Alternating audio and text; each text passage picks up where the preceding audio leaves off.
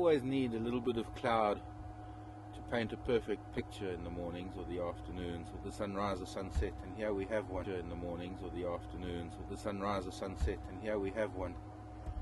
And I wish it could translate better. The most beautiful sky up there, just waiting for the sun to pop up over the horizon, and in the meantime it's almost like an upside down waterfall bathed in neon light. It's incredible this morning. Welcome to Wild Earth this morning, and welcome to our morning safari. My name is Mark, and a long time ago, at least over a year ago, both Tara and I used to do a bit of camera work, and time has come for us to do a little bit of that again. So this morning I have Tara with me on camera. Hello. And I'm hoping we're going to bring you a lovely morning of both of us. We're going to try and interact a little bit. And so you've got two presenters on the drive today. And feel free to criticize the camera work. No, don't. No, don't. Because I'll be doing it soon too. There's actually a cumulus, I can't see it, I don't know if you can, I'll have to move. Cumulus cloud way down in the southeast that's also showing a little bit of orange. Maybe we're just going to sit here and watch the sky change colour a little bit while I get ready to go. Putting on a couple of layers and another scarf and another jacket. It's not that cold, quite a pleasant morning actually.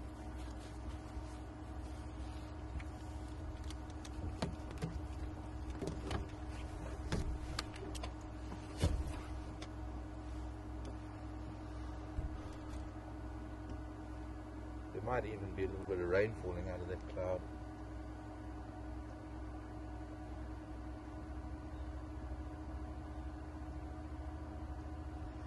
It's actually a lot brighter than that in real life. I don't know why it's somehow, maybe it's just my monitor, but it is the most beautiful fiery colour today.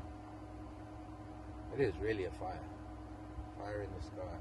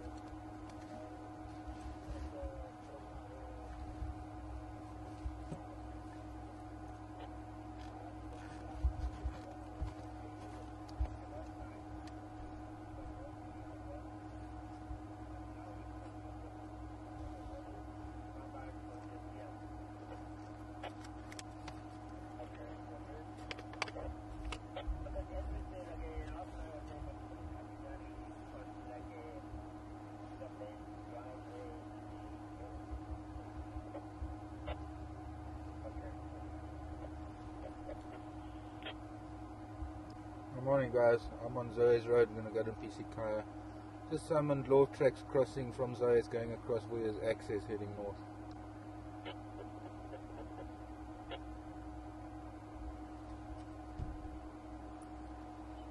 Ephraim is on the tracks of those lion from yesterday. Morning sunshine, a bit of fire burning up the horizon.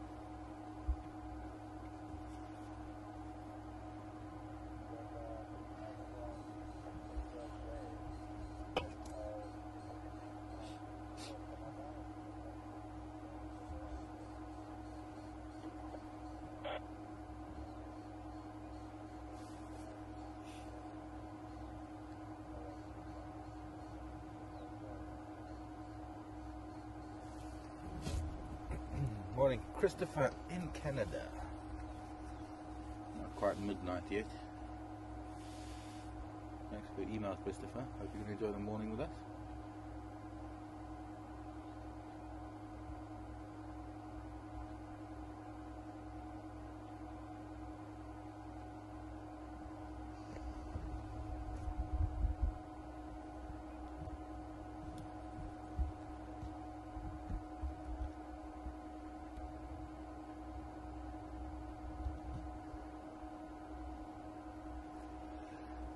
Thank you.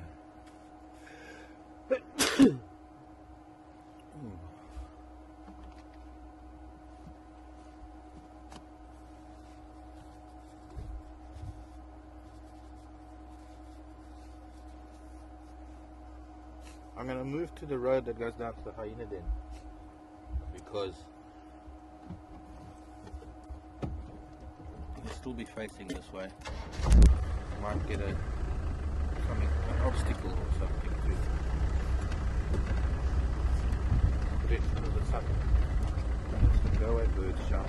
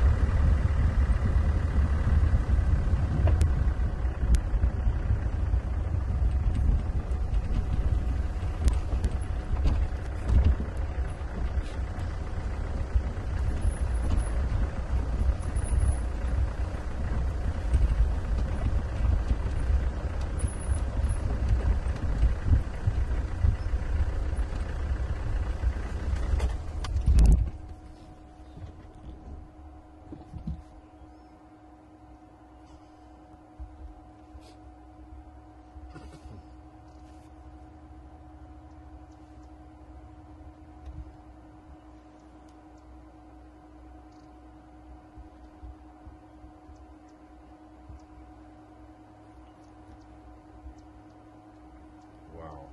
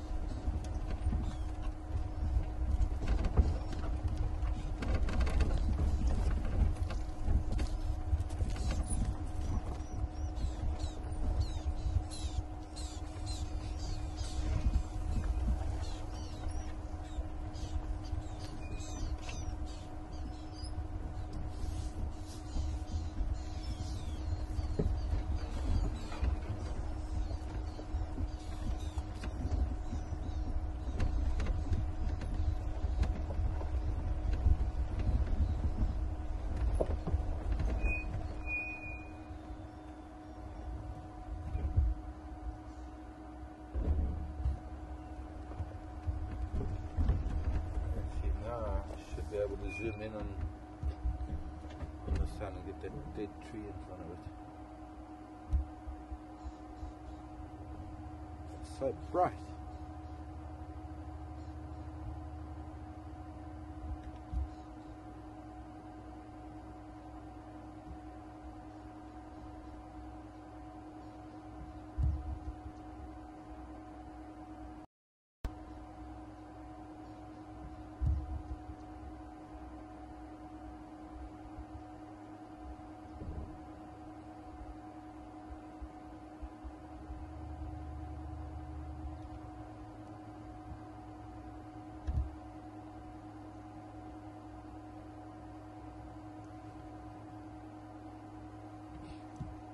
bright, can't even see that dead tree. Yeah.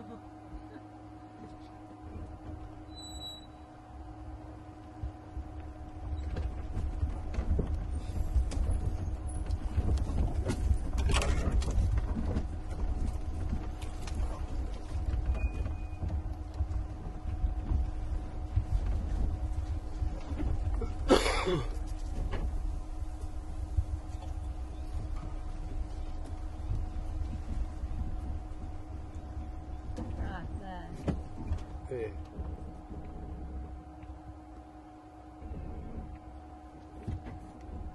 That's quite pretty.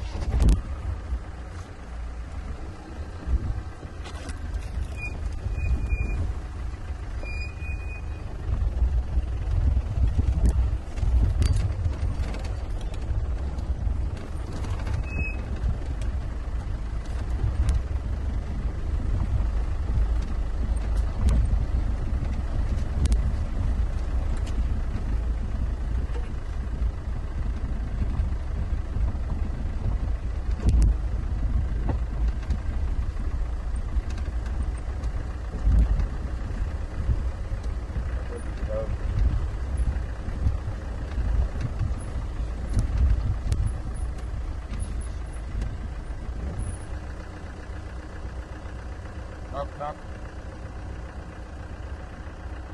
Knock, knock.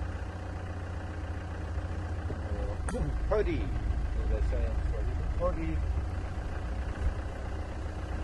Some behind me, so pop, pop. A lot of places in Africa, there's no such thing as a knock on the door. Sometimes also, the money,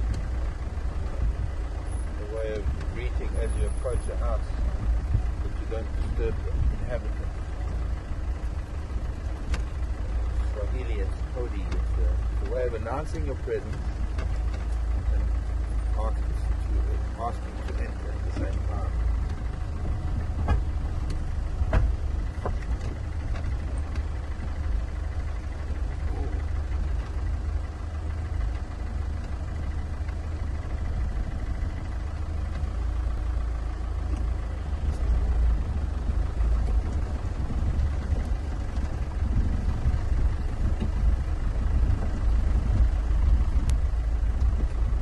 Morning, Sandy. Interesting question. Question about the lion. Alright, well, hyena den is a bit of a no-go this morning. Later, maybe.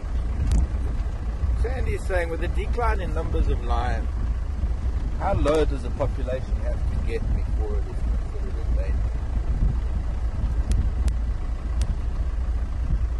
I don't know, actually. I haven't the faintest idea. What do you know, Tara? I don't know the exact numbers. The only one I know is to be extinct. It can't be seen. It hasn't been seen for 50 years. 50. 50 years. No sign or trace of it for 50 years to be extinct. Wow. Okay. But no, I don't know where. I don't know. I would say.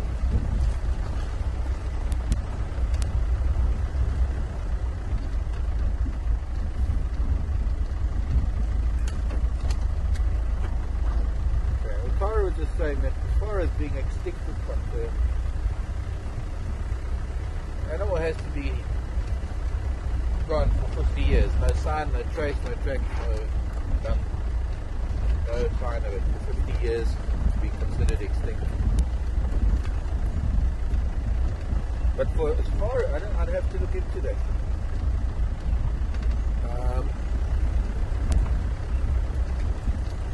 At what stage is something considered threatened, endangered, critically endangered?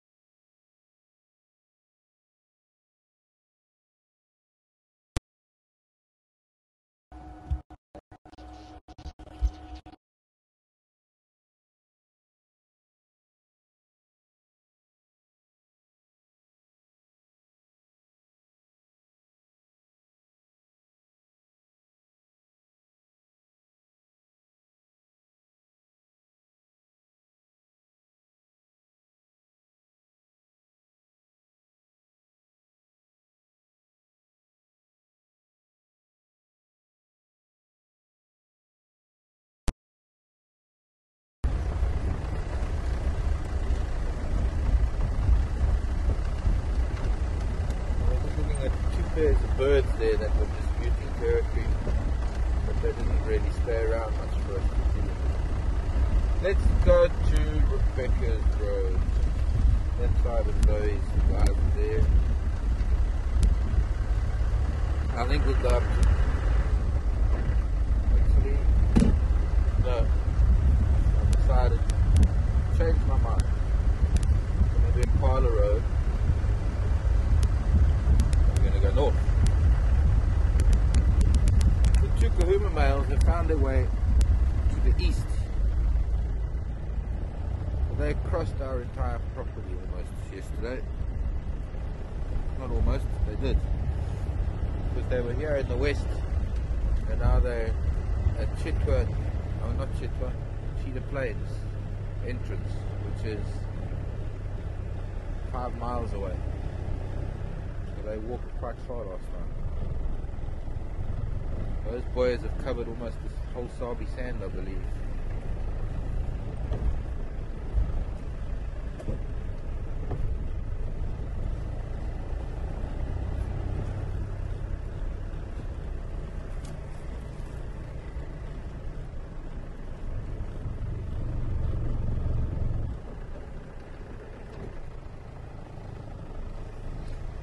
I saw tortoise tracks yesterday.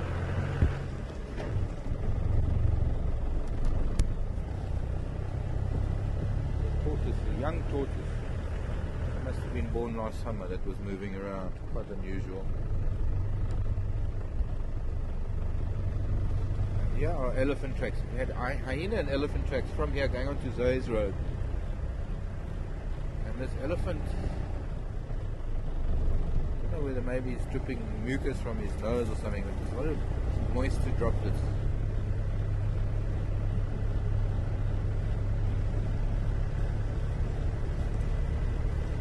That's one of the reasons why I want to go north, because he went north.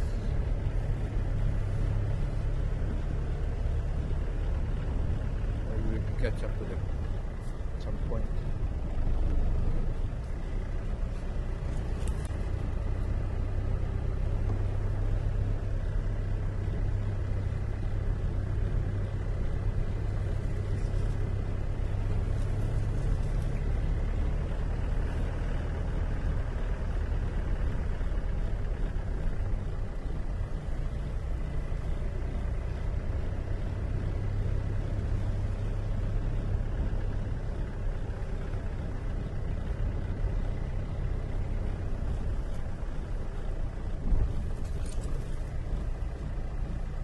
Soon there are going to be a few signs that spring is not too far away.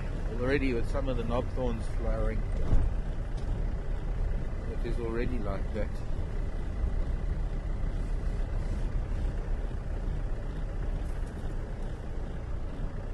What is unusual is that there are actually still green grasses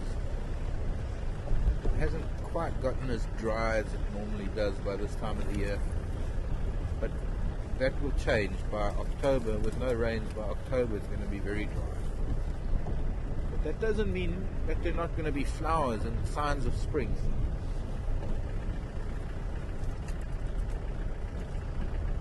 The first signs are some of the trees coming into bloom.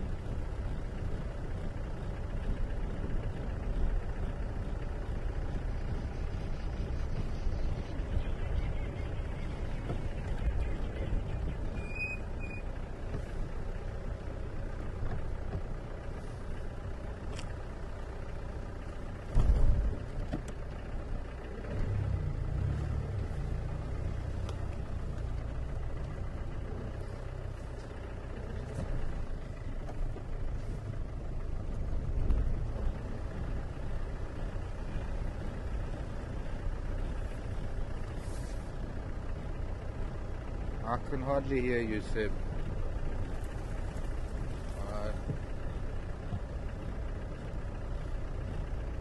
I'm more Kelly. No, I'm afraid no. Sorry, and who was that?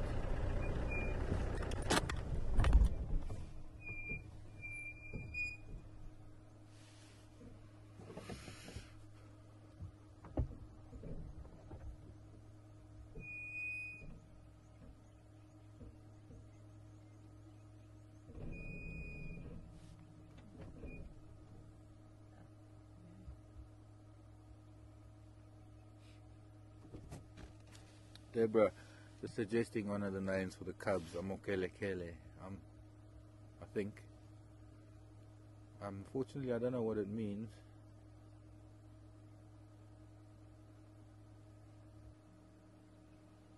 That was a crested barb. Oh, there it is, crested barbet. Yeah.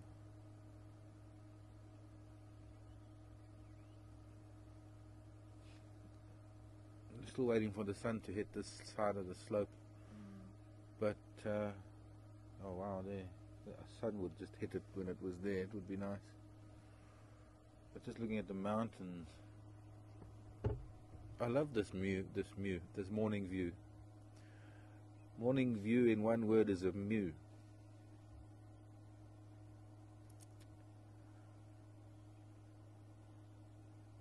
Can actually see detail on that on the northernmost tip. Oh, and of course, the most important part of this is the moon going down behind the mountains, which we'll just have to move a little bit to see, unless you can see it through the marula tree. But there we go. What do you see? The moon setting through the marula tree.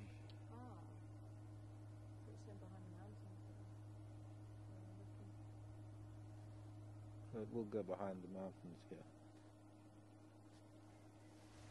Just about see it. And I see a crowned plover.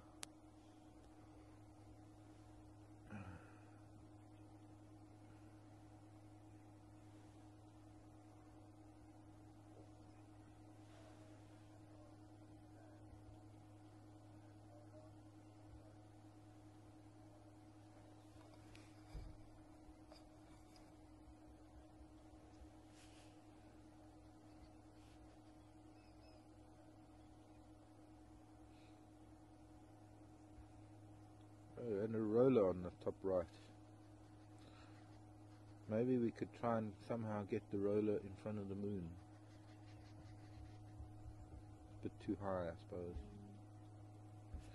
Just going to keep it zoomed. I'm just going to let the car roll forward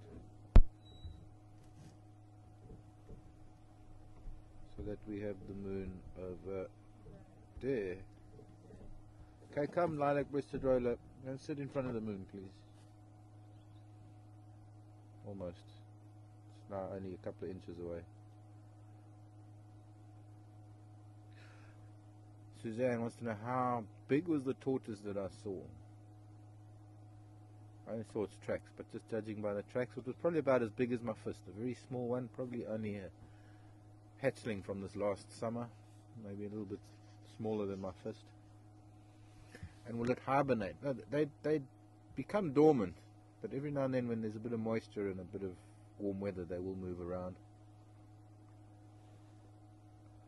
But our reptiles don't really hibernate the way they do in the northern hemisphere where you get snow and extreme cold.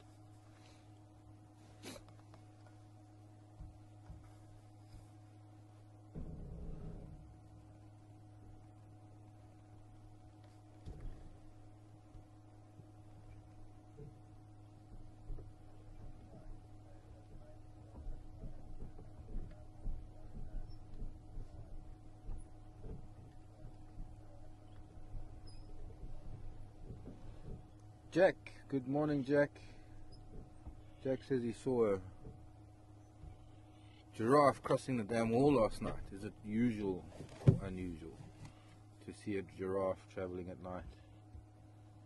It's quite normal, Jack. Giraffe are 24-hour animals, really.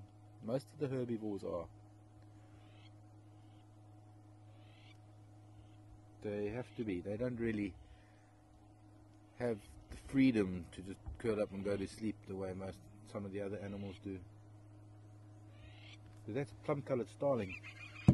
Oh, sorry, children. As I lifted my cup, I frightened those plovers.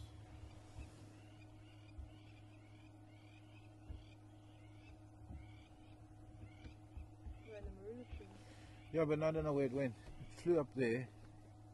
I'm sure it was a plum-coloured. I can only see the roller now. And then I looked away for a minute and lost it.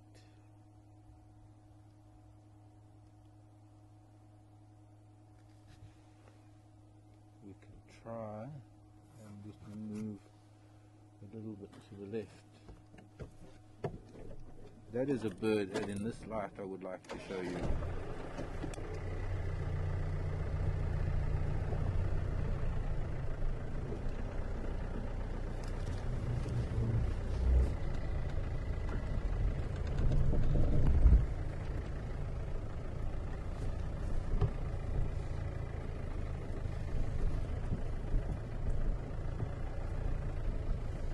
There it goes. Gone far away.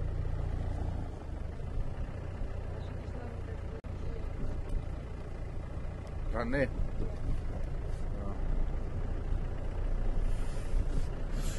This is where the white-tailed mongoose was last night.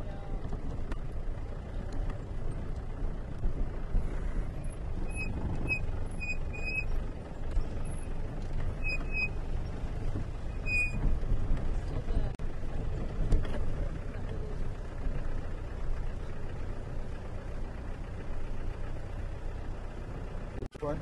There. Yeah. Okay, we're gonna stop here for going into the grasses. They have the most, it's just this really soft purring call, incredible little call.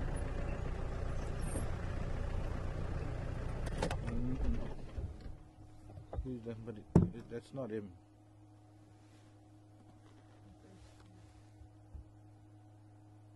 That's a honey guard.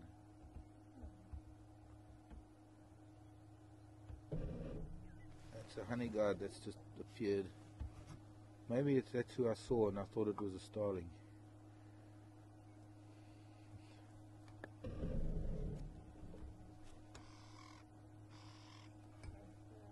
Yeah, I think it was that I saw.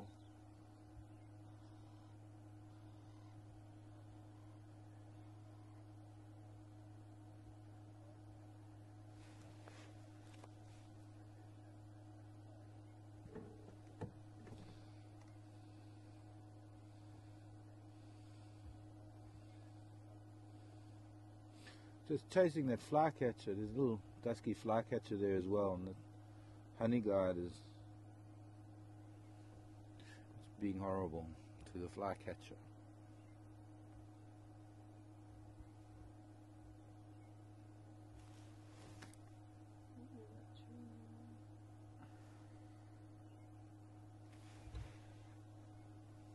Good morning, Elaine. Wanting to know if animals also experience a degradation of eyesight as they age the way humans do. Some do. They can get cataracts. Some animals do. Not all of them. There's a little dusky. Oops.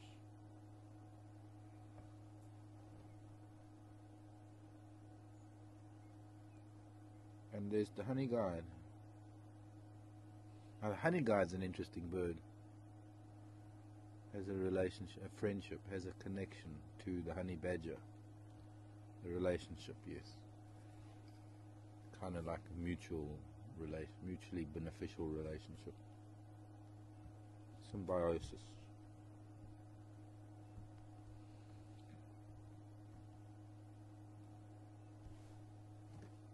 I've often had honey guides, nagging me to follow them when I've been on walks. And a honey guide attracts the attention of the likes of a human or a honey badger, because the honey guide likes bee larvae.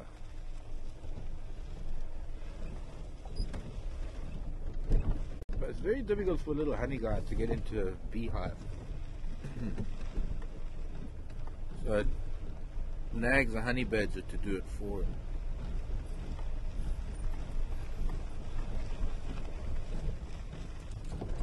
Funny enough, they know that humans also like collecting honey, so they'll nag a human too.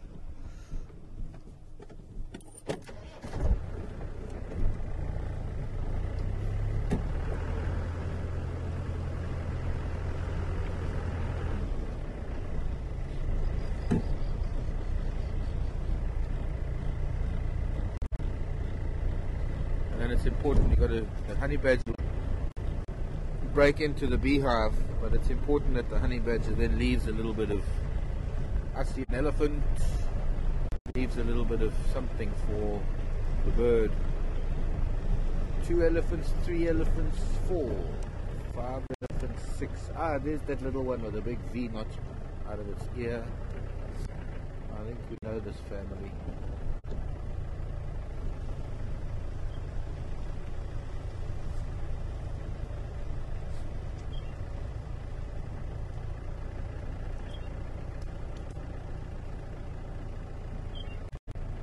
Back to normal what?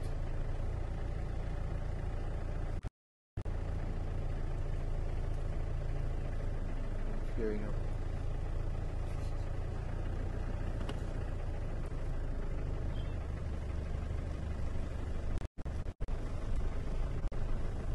Seb, I'm not, didn't quite copy that. Come back to the normal what?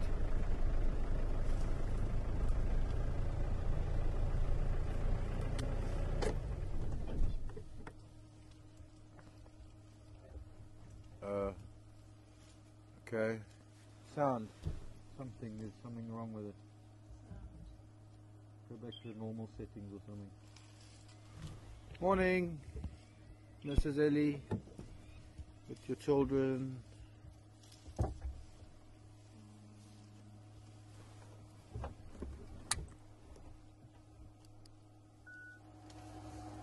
Any better? Hope that's sounding better now. Hello, little one.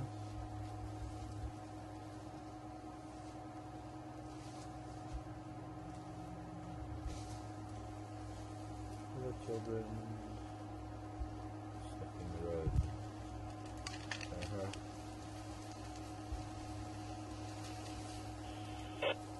Our station Columbia and Glove on Impala Road in the Impala Plains, just north.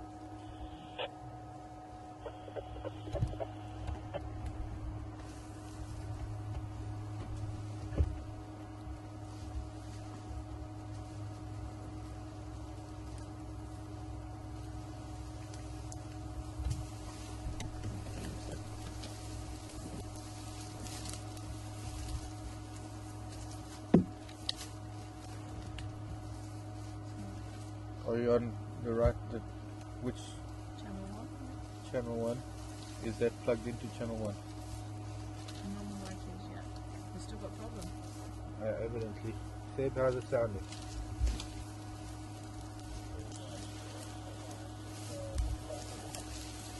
up a bit.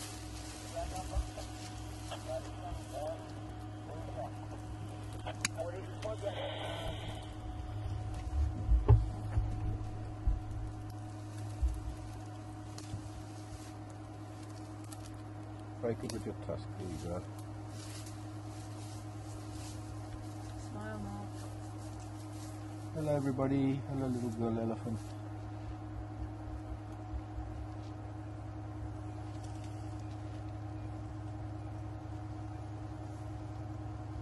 She's also sniffing where those babies are sniffing now. I wonder what's there.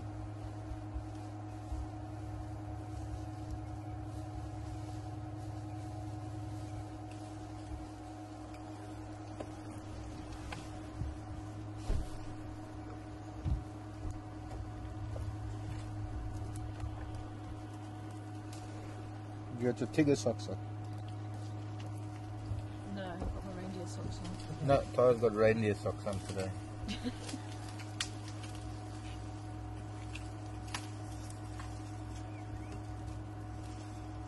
I've got Jeep socks on. Don't tell Land Rover. Break it. There you go.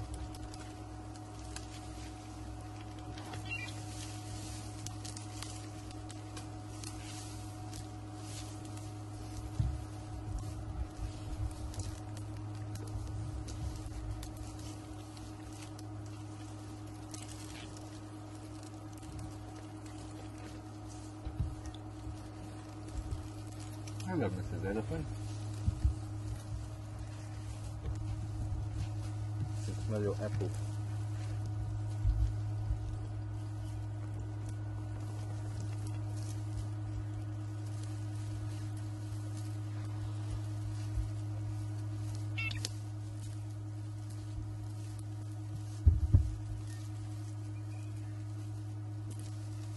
Oh, gee, I'm just hardly copying you, Seb.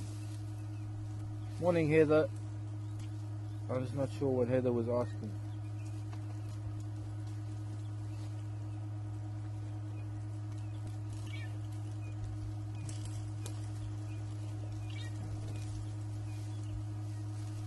Oh, the word for elephant we use on the radio.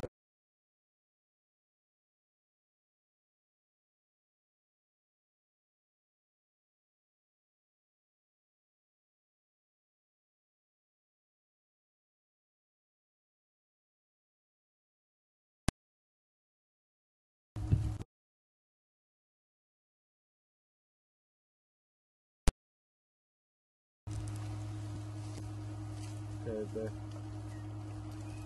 Ndlovu. Ndlovu, Ndlovu.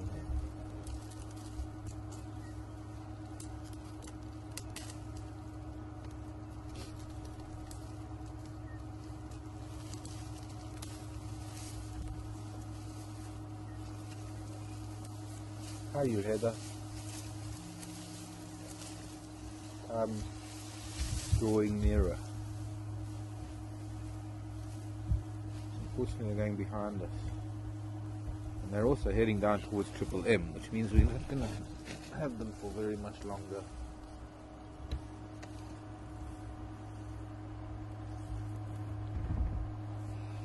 How many stations copying me?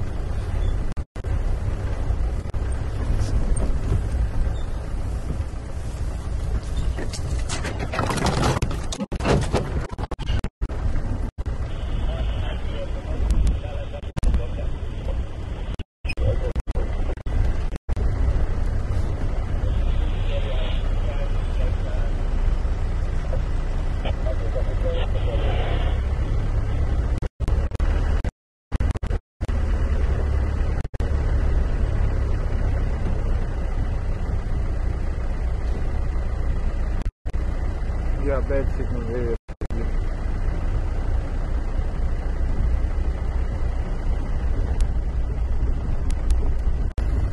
Oh, they've already crossed here, folks. So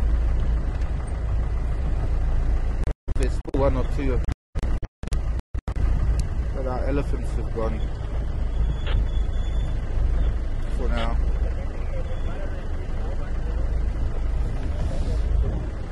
Just go to the top of this ridge.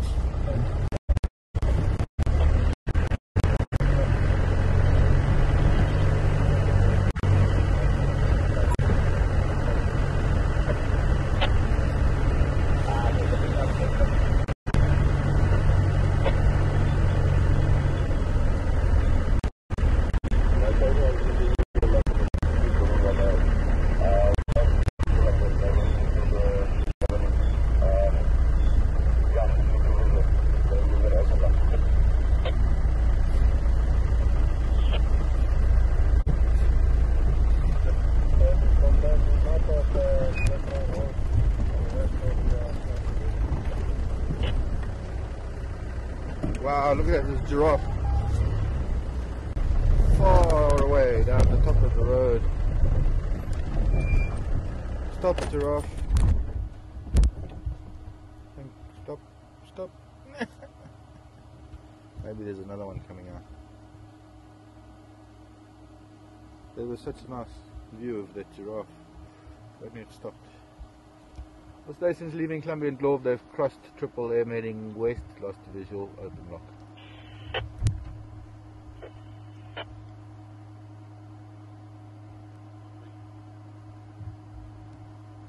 Columbia and Glove just crossed Triple M heading west, just north of Transformer.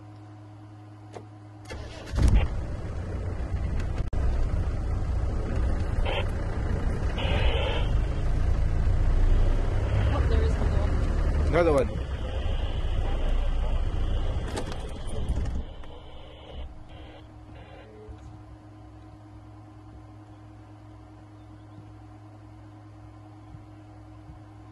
Ryan, come in. Columbia and Glove.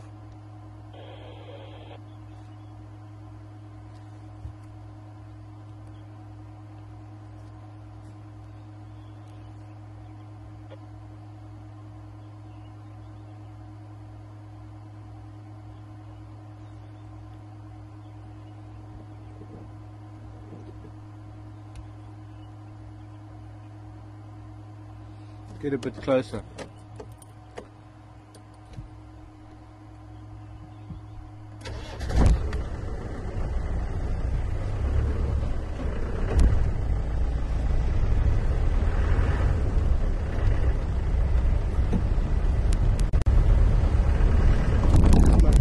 Elephants dissolved to the bush. Just disappeared. We didn't even hear them when we were watching the moon and the birds running part of plane.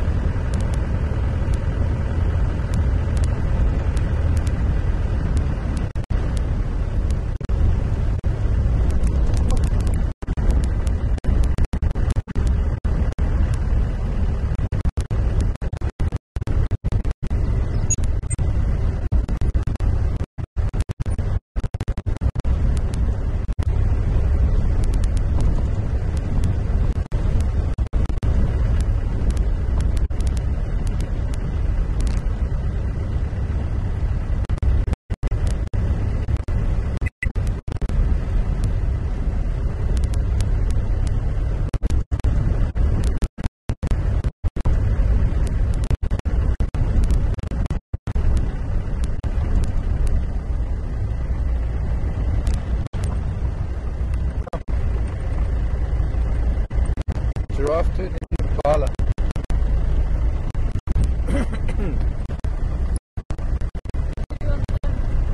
No, those giraffes just disappeared too. Have to turn around now anyway. Nice pretty bull. But I don't see these giraffes. That's weird. They disappeared. A bull visiting with some cows.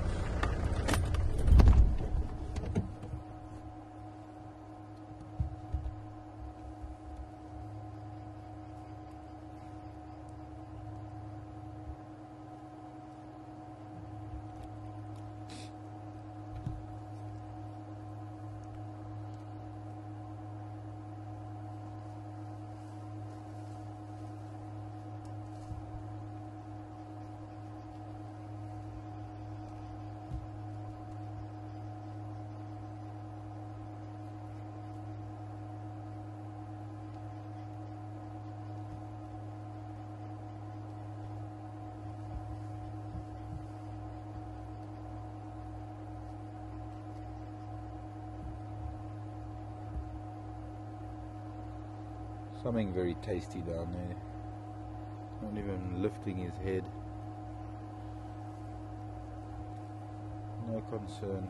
As long as the females are around him and there's an impala close by, I guess he feels fairly safe. The females are a little bit more vigilant than he is.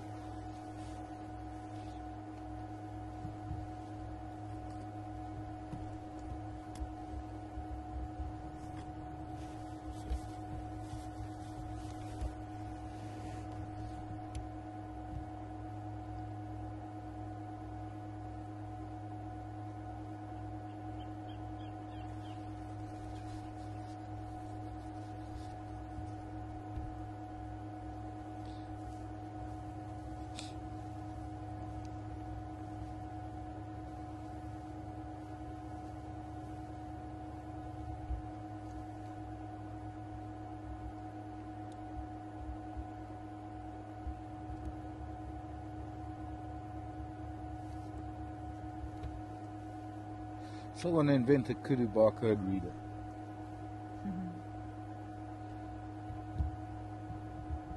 Well, actually, one just has to take photographs of the stripe patterns to keep track of them.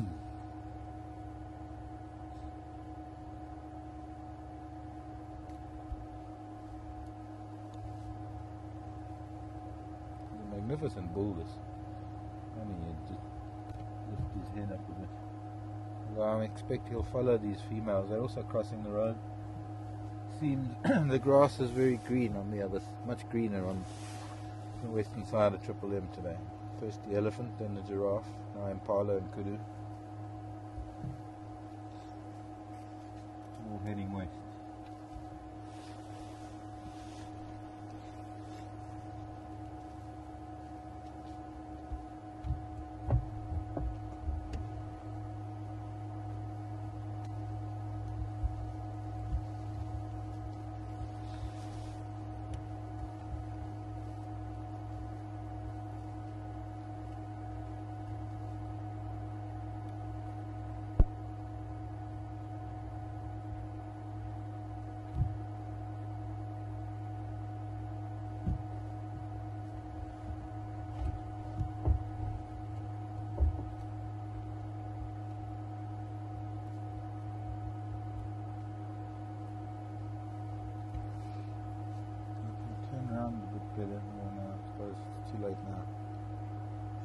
Oh,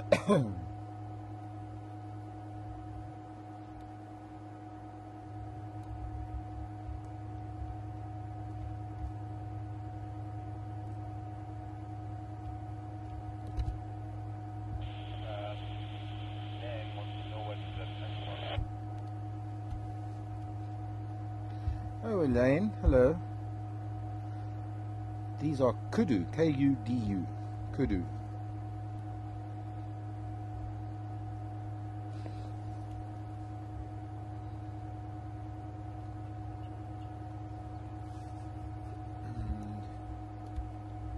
This is the big bull. The others are the females without the horns. And I'm guessing he's hanging around because maybe one of the females are in estrus. He's a magnificent bull, this.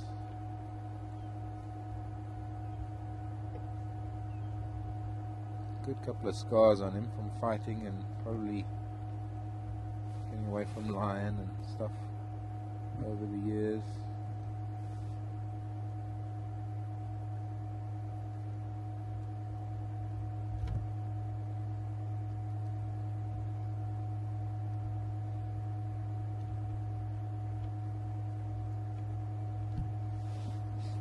Now I can turn around.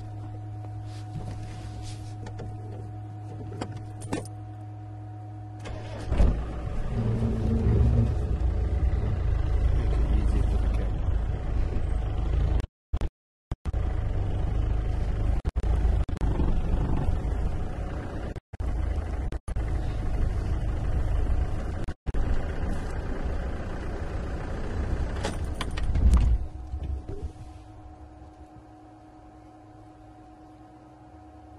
There we go. He's got his nose after one young female. That's why I thought he was around. Definitely checking to see if she may be an estrus. But she's not really letting him. Let's move again.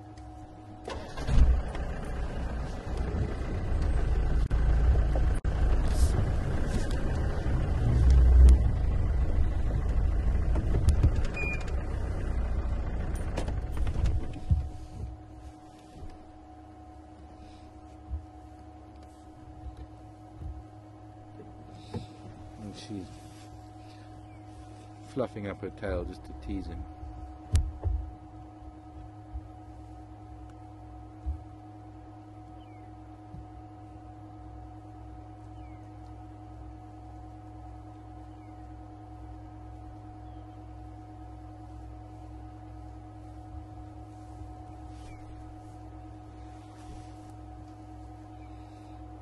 Didn't get that.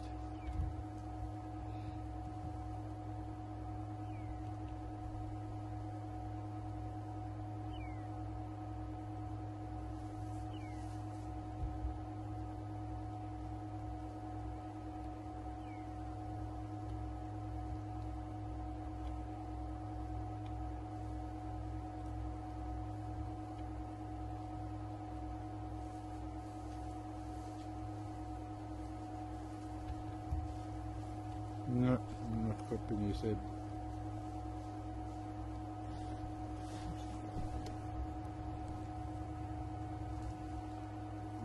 Back again. Maybe the grass isn't greener on the other side. Maybe it's too better this side.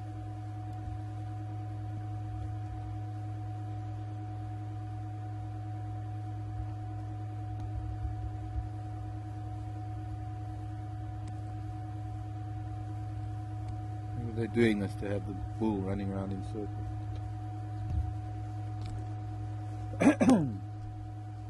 Here comes one of the cows running back to the side of the road. Hello, girl.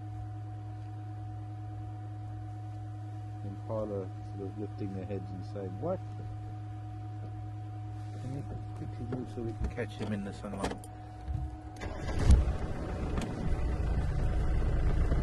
He'll probably come back too.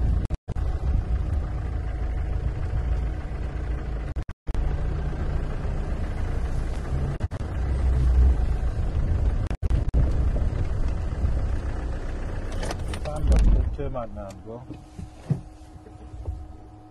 Gosh, you're pretty. looked at her and she got a bit self-conscious. Come, old man, we're waiting for you now.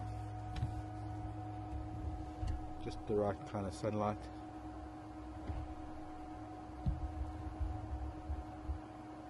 There we go. Kudu bull in his prime. Horns take about 6 years to reach their full length, so he's over 6.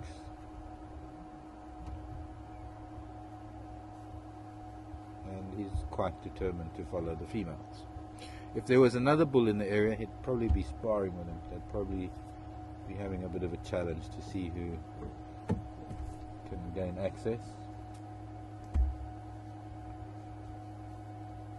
But it seems these females are playing a little hard to get today for him. Be nice if you climbed the termite mound. Except he's not interested in vantage points today. He knows what he's looking for, or rather, what he's looking for is in front of him.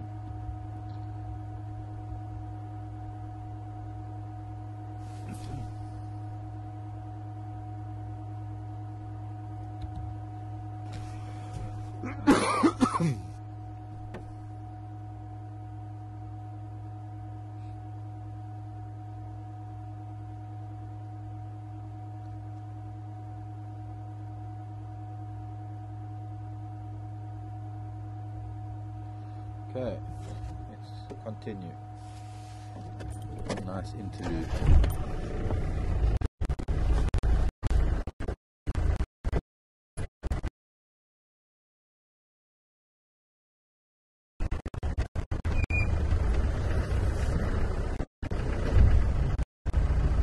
Not well. Let me just get back to Parlour Road.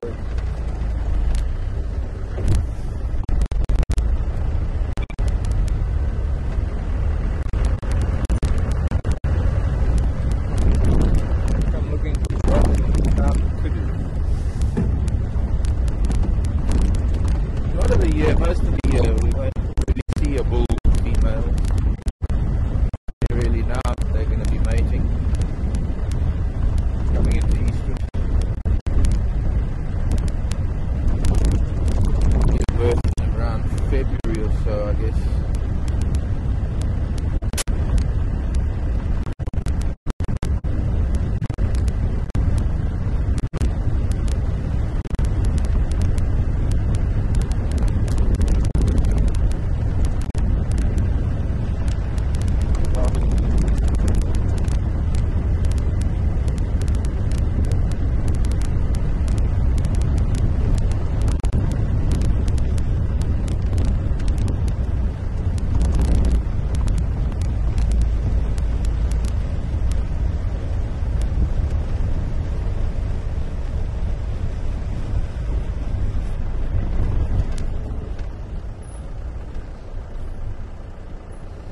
Lion track.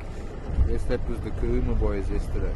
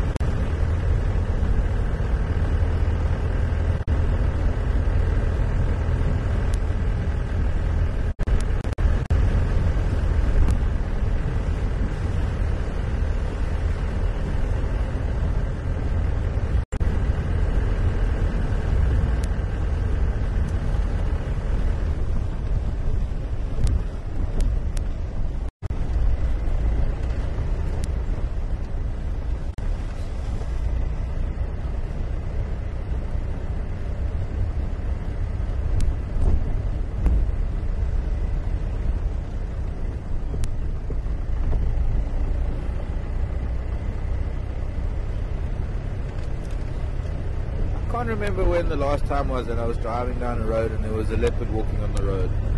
It's been a long time. Have you had that recently? No, I was just thinking exactly the same thing. I remember happening with Camila once. I drove down Central and there she was.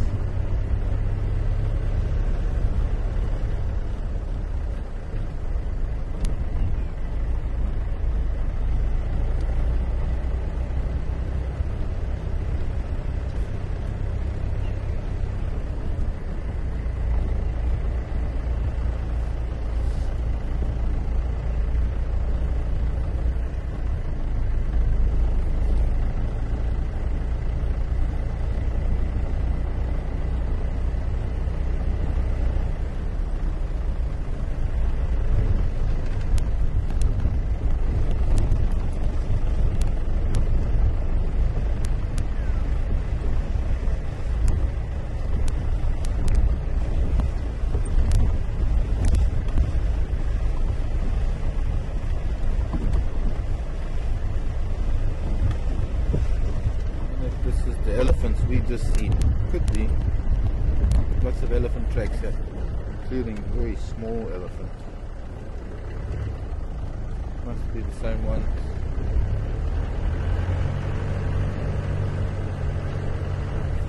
But why they go on this?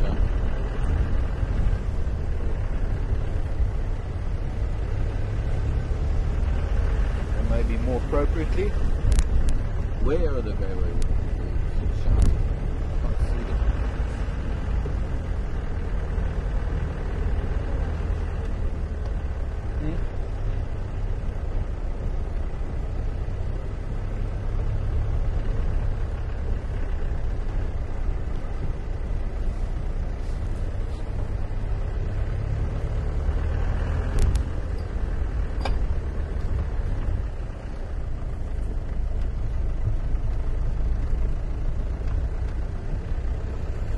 Where you turned around or something. Huh?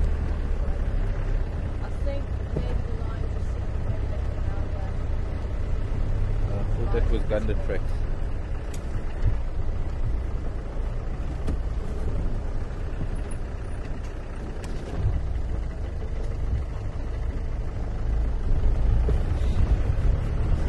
No elephant.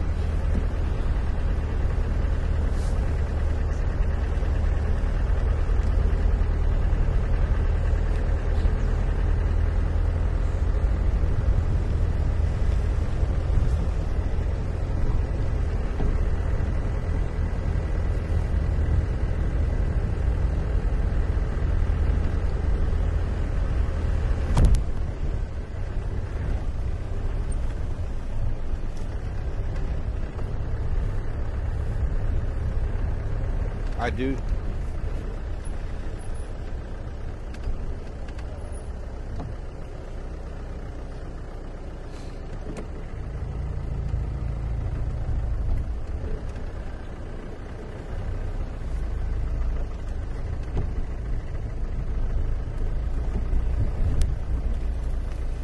Morning dawn in Washington. Antelope Impala are faster than kudu. Yes, they are. Kudu are not very fast runners. They're good jumpers. I guess they can have a short burst of speed, but I'd say Impala are quicker, more live. Speaking of Impala, here's a few of them. That might have been the lorry that was sounding.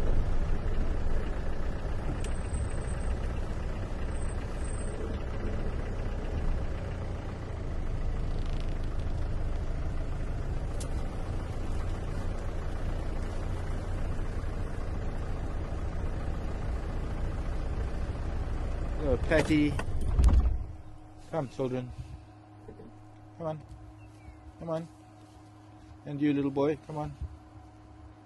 And you, big man, Ram, come on. Now you've all crossed the road. Patty wanted to know if you can tell a kudu's age by his horns. Up until the age of 6, pretty much, yeah. Because it takes 6 years for those horns to reach maturity. And any of the antelope have a very set rate of growth of their horns. I mean, if we look at these little impala rams that we've got here with these females, they're 6 months old. Their horns are not quite as long as their ears yet. He's already got a torn ear, that little boy.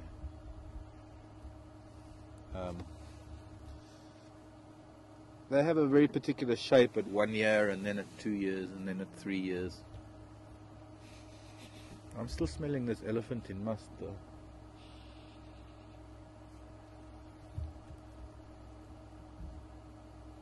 Maybe because he was here following a herd.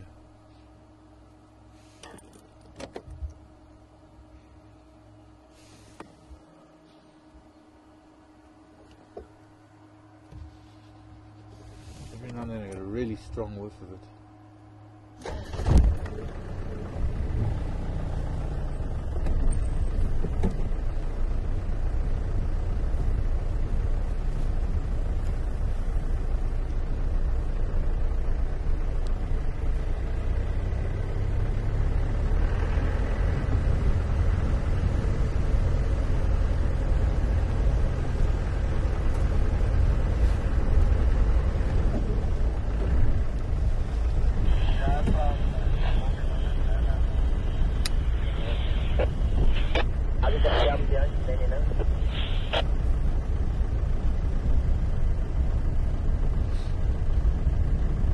Where from coming?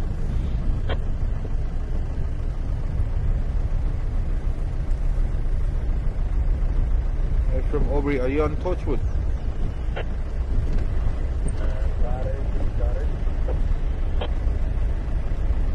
What you got there? What's the lock, please?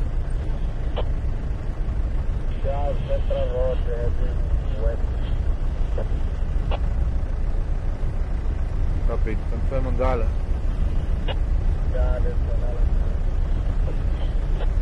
Copy, thank you. Tsalala and Gala.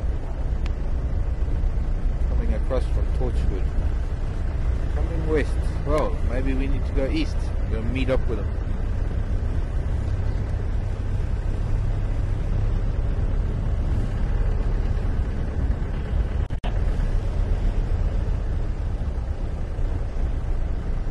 Lane wants to know if we have a big problem with African bees in South Africa. Yes, we do, Lane. We have. The biggest problem is that their numbers are diminishing, dwindling, as bees are all over the world. Decline in bee numbers. But I know that's not what you meant. I think Elaine wants to know from a point of view the hype about the Africanized bees in North America. Maybe it's not so much hype as much as it is fact that African bees were interbred with North American bees, so they became hybridized, and a rather aggressive strain of bee was produced. They thought it would make better honey, or they would be able to protect the hive better or something. And I think it's mostly the southern states. Somebody can help me out there how far they have spread, but the Africanized honeybees have caused a bit of a problem. Oh, here, rhino tracks. Heading up. Maybe he's gone up towards Sydney's dam. We'll find him. Impala. We'll go up to Biffle's cut line, and then we'll take Gary cut line back to Central Road. Hello, children. No cheetah today.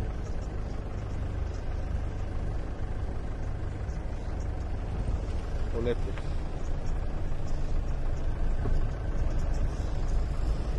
But now here in their native habitat, African honeybees, we get a couple of subspecies. I was working with excuse me, honeybees down in the Cape. I had a beehive, and they were the Cape honeybees. They're a little bit more relaxed, a little bit more docile than these bush honeybees. But even the honeybees that we have here are not that aggressive. I've had far more aggressive bees up in East Africa, where they just pick up this the carbon monoxide and the vibration of a vehicle, and they'll come buzzing, wanting to sting. And they invariably nest, or rather have their hives in big baobab trees. But no, there's no problem with the bees in South Africa. Every now and then, occasionally you'll get people disturbing a beehive, and then you have something getting on the news about bees attacking people. Sadly, there was an incident once, a few years ago, of a beehive that was disturbed at an SPCA shelter, and a number of animals were attacked by them, dogs and cats. And of course you get somebody who's allergic to bees. Doesn't matter where you are and whether how aggressive the bees are or how docile they are. If you're allergic to the bees and you get stung, you go into anaphylactic shock. Well, that's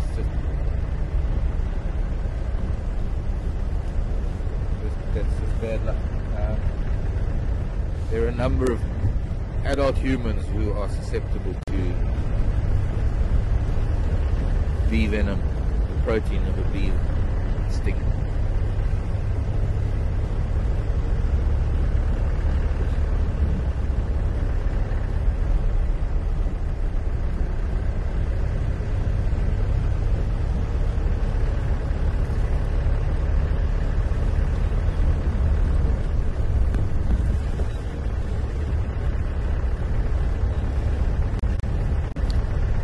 Rhino went, but he was walking north.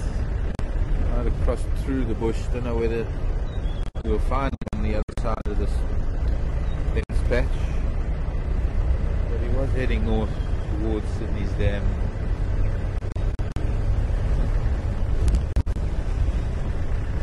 Well, we'll make a nice round trip today. Take elephant. Maybe we can catch this rhino, see some buffalo on the way, then catch the lion.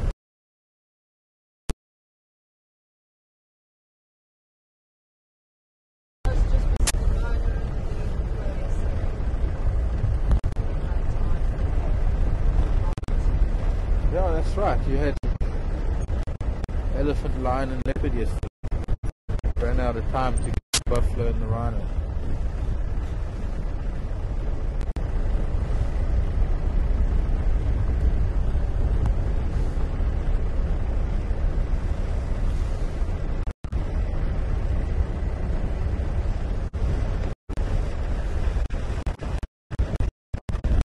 White-tailed swallow.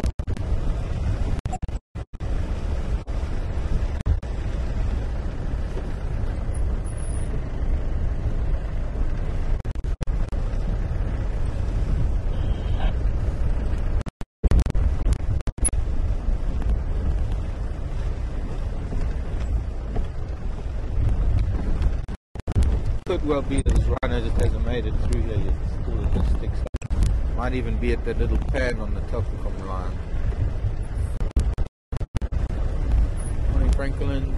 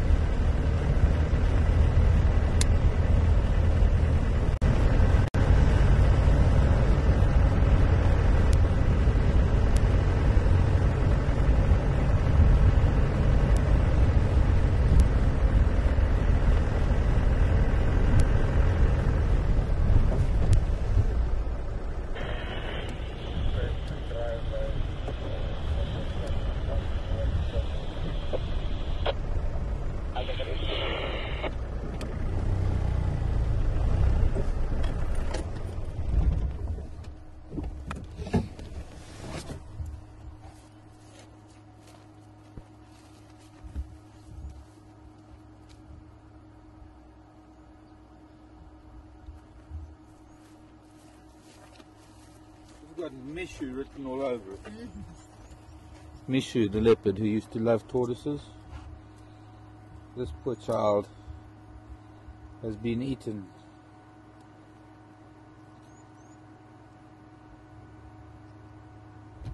What is interesting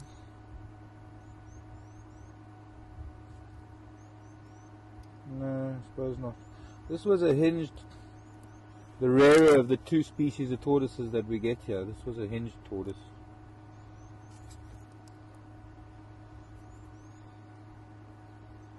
And it was a long time ago that it must have been eaten. I can almost make out a tooth mark here. And unfortunately not easy to see. You can see here where this sort of smooth edge of the carapace, that's where this leathery hinge is for the back of the tortoise.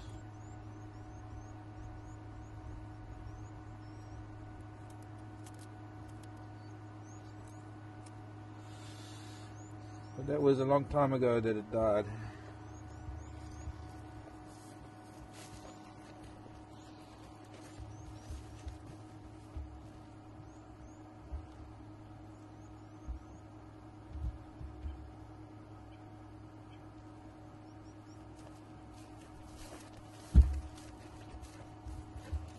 One of Karula's boys, Mishu, who we haven't seen much of in the last couple of months, he used to catch terrapins and tortoises. He used to play with them a lot, in fact, more than any other cat that I've known in my past.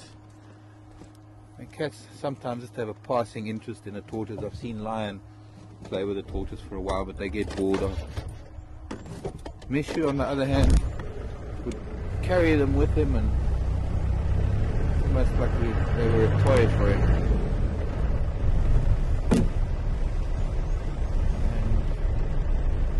It was either hyena, lion or leopard. My guess is it was Mishu one day, about a year ago, maybe longer.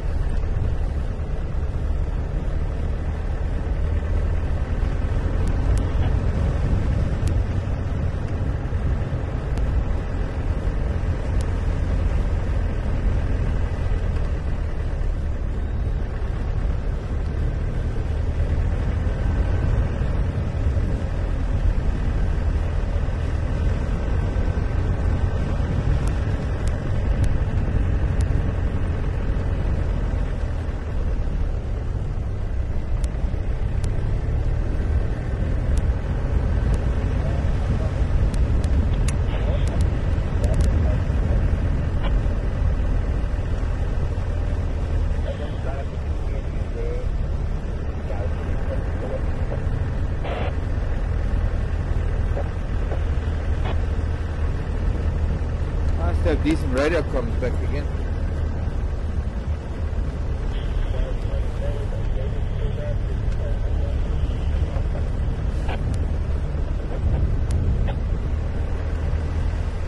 Now, Mark, I'm on levels of cut line. I'm heading that way, but I'll still be a little while.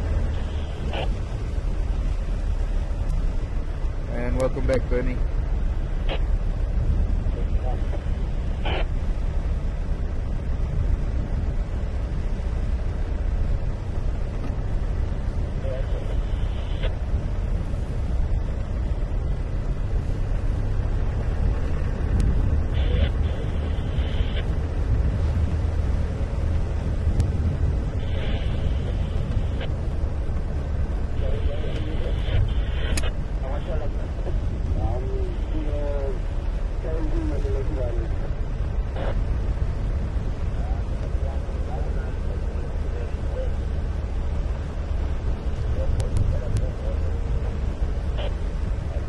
Tsalala area. We got to turn in soon. Maybe let's go Mvubu Road.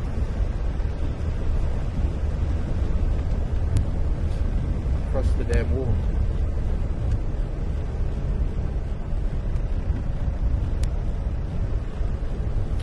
Hello Clarissa. Any of the animals that we see tagged? Not really tagged, Clarissa, but every now and then we might see a collared animal. An animal that has a radio transmitter collar so that it can be monitored, the movements and areas that it utilizes.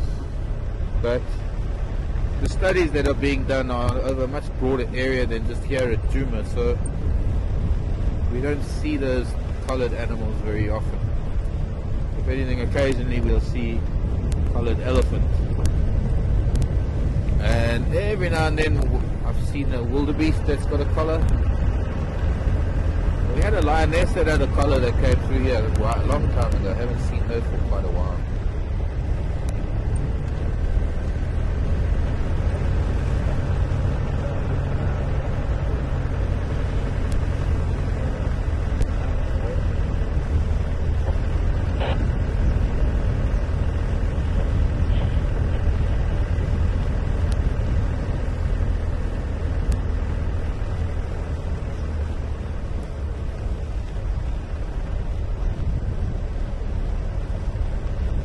Where the sticks were eating that buffalo, not much left, just a few ribs.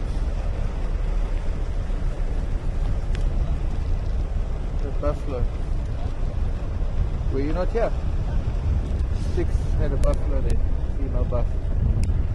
The two females and the young male.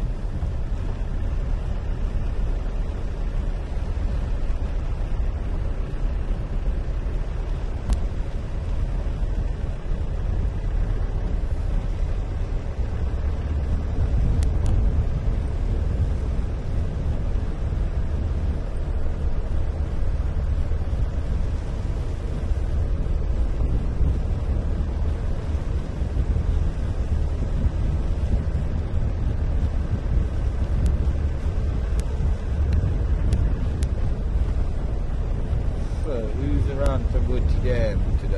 Nobody yet.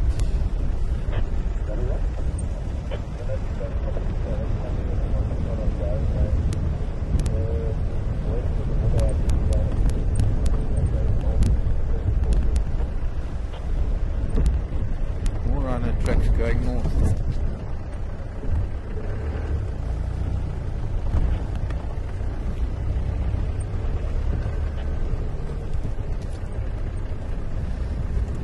Tandy and her cub on Gari Main, somewhere east of Chidakatla, near the Mulwanini, going into Torchwood.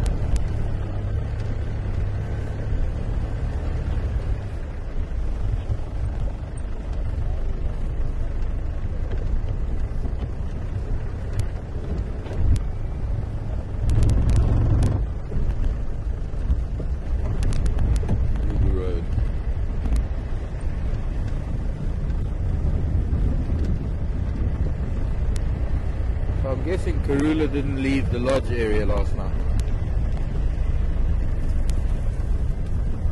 Rhino was scraping here. It's gone north. Missed that rhino too.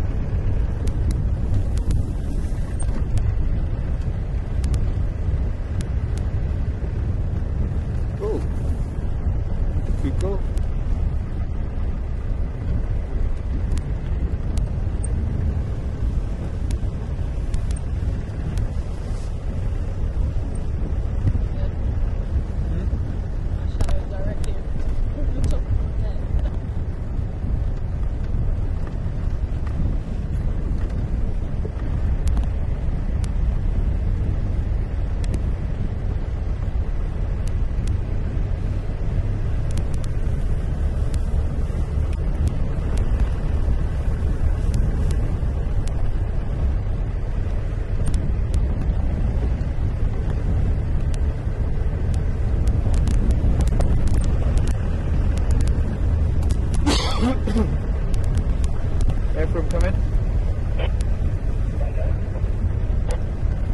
on the Mbubu Road. Should I come central or should I come round to Chelapan?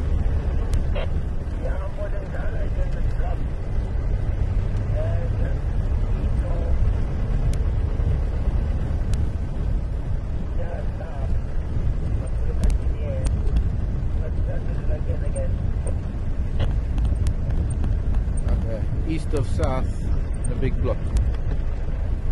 Sorry, Franklin. Another one. I still don't know where there's Lioness. They're still trying to find them again. They're in a very thick block.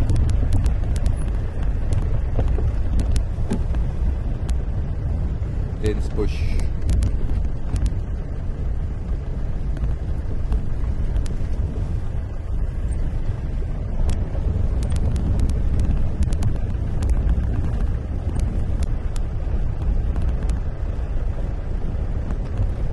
Nick was saying that Karulu, the Cubs were at room 3 again, the guests in room 3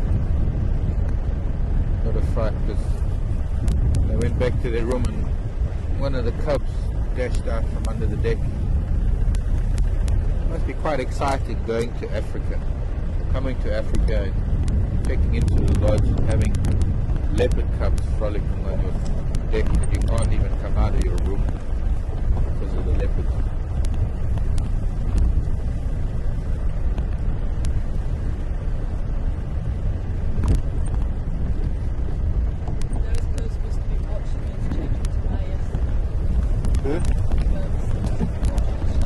Oh yeah.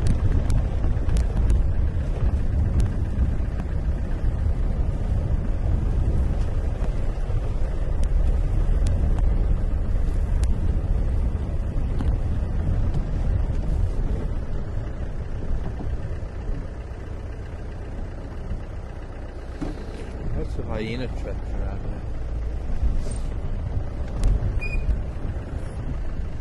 No sign of the cats though. Giraffe, hyena, rhino.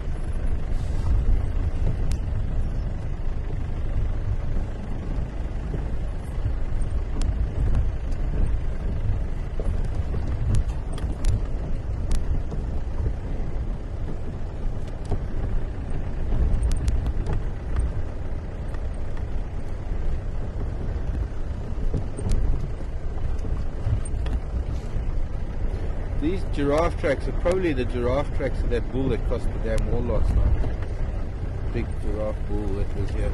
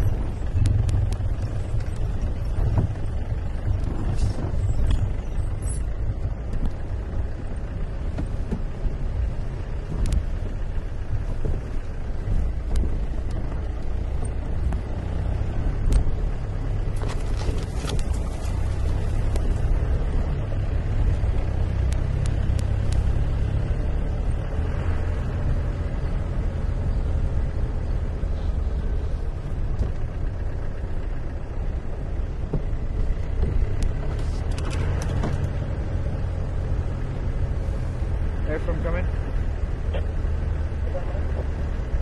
Yeah, which block are you in?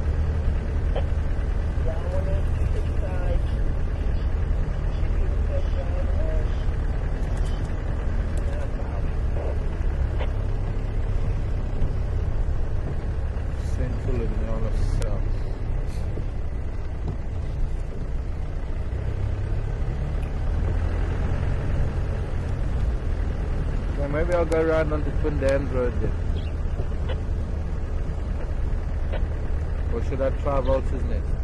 I'm not too far from Central Road town. Okay, copy. Should I try Vulture's Nest? Just to tell you, I'm not too far from the road here. Okay, copy.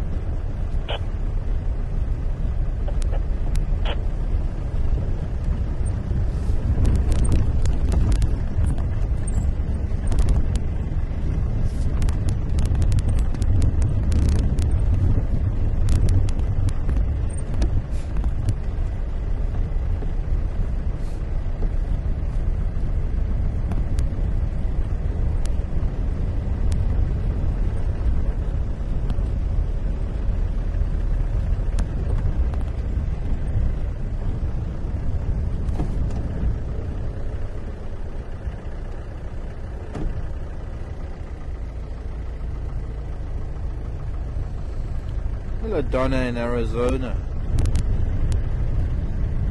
I don't know if we have any wild horses in Africa. Funny enough, there are some wild horses in Namibia. But you must remember that horses are not indigenous. The only indigenous horses really are the zebras. But there are some, I guess we could call them wild, as opposed to feral. I don't know, it might be more appropriate to call them feral horses. In Namibia, horses that were brought over by early settlers and they've become wild. One tends to call that kind of animal a feral animal, domestic that's gone wild. What's the noise, Franklin's?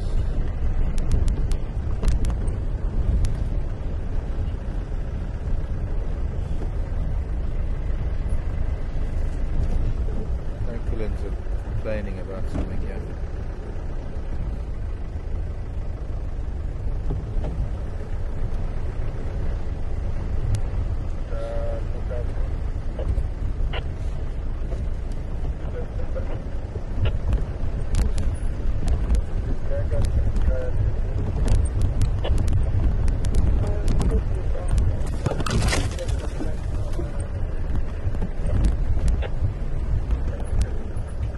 Children, Aubrey coming.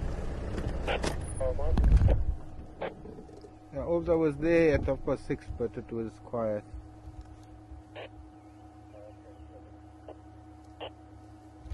Maybe now it's different.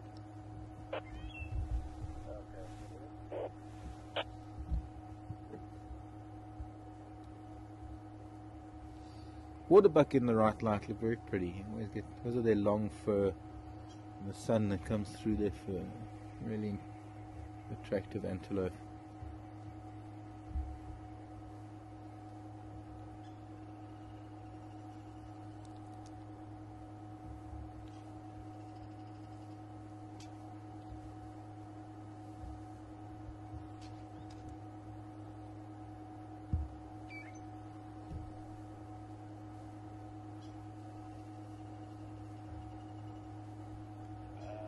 Wants to know if you think that Carola stays around the lodge because she likes being around people. That's from Melba.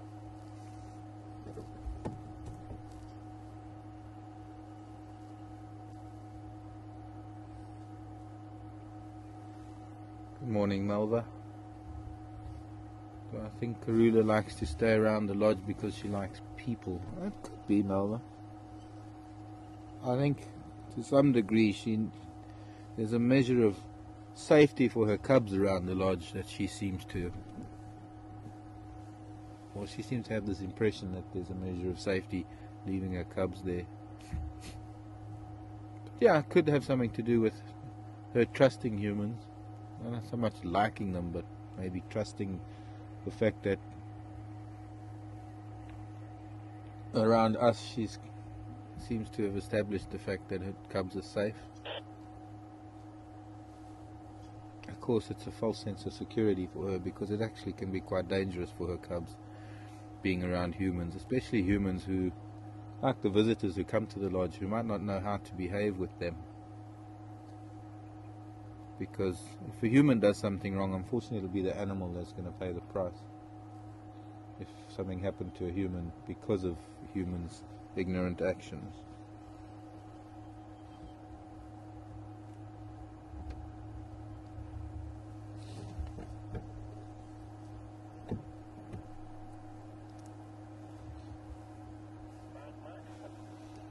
Yoga?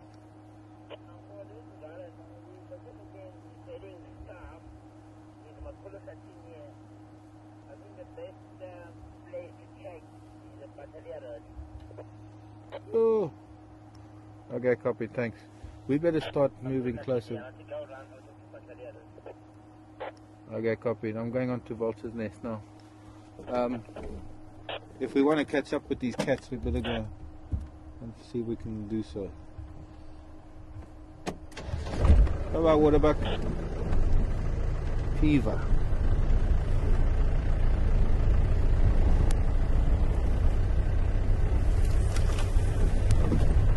They were coming west, now they've turned south and crossing Bateleur Road. Perhaps by the time we get there, that's really thick stuff. On a times been with leopard in that area between Bateleur and Upper Road, it can be difficult. Like monkey puzzle and not monkey puzzle, monkey orange puzzle book.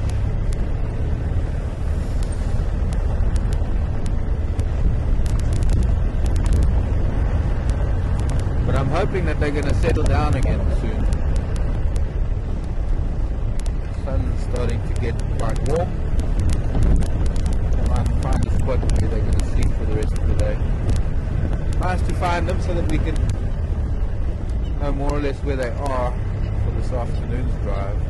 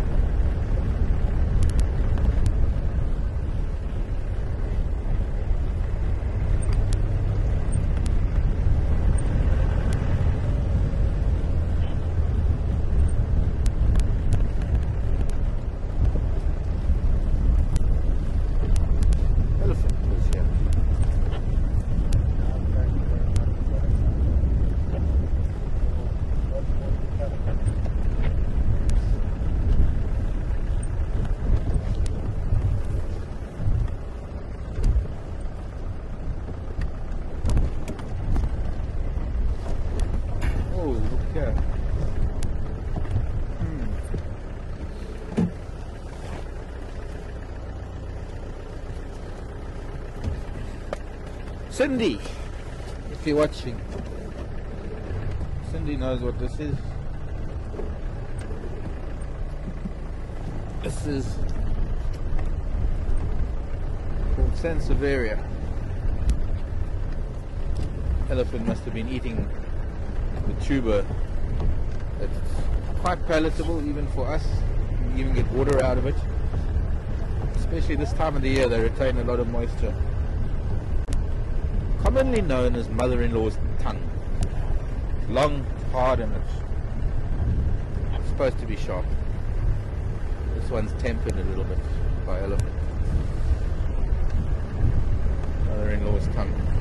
Now, make a very interesting rope out of this, because this is one of the most fibrous of all leaves, and it's a very strong fiber. It's almost like sisal, in fact.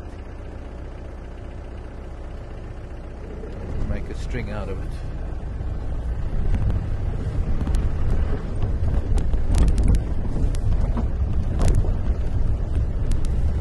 See a lot of different types of Sansevieria around the world, and has become quite a common garden plant, or pot plant for that matter.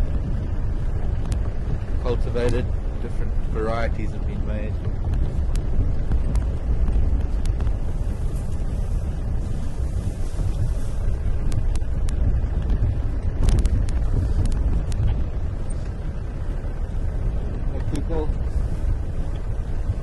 What's the kukels these days?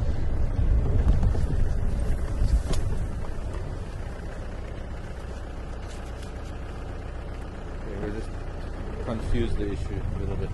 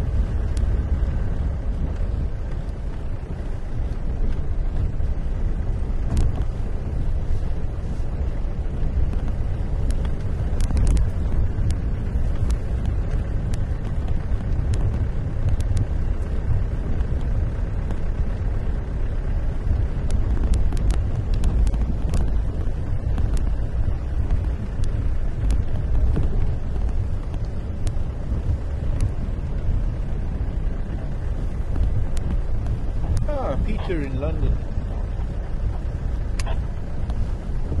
Just going to explain that term in the block, what we're referring to. Well, Peter, we've just come off Central Road. We turned perpendicular to Central Road and we're on this road called Vulture's Nest. So if we took Central Road, the next road to the right would be Nyala Road South that we're going to be joining up with shortly. So there's a huge triangle that is formed by the road, and this area of bush in between these three roads, we would call that a block. This happens to be a triangular block. So this is now Nyala Road South coming into this road, Vulture's Nest, and this triangle would be a block. Now this is another block on this side of Nyala Road South, and just south of this will be Batelier Road, and this is the block that the Lion have gone into. They're heading towards Batelier Road. So what we need to do, instead of trying to find our way into the block, we're going to go around the block. Excuse me, Franklin, I'm going around the block here, around the bend.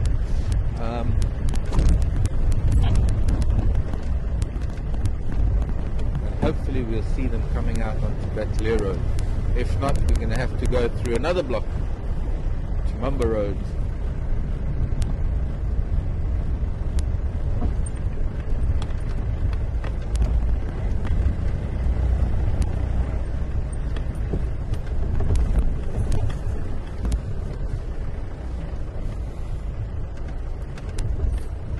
Tractors been here.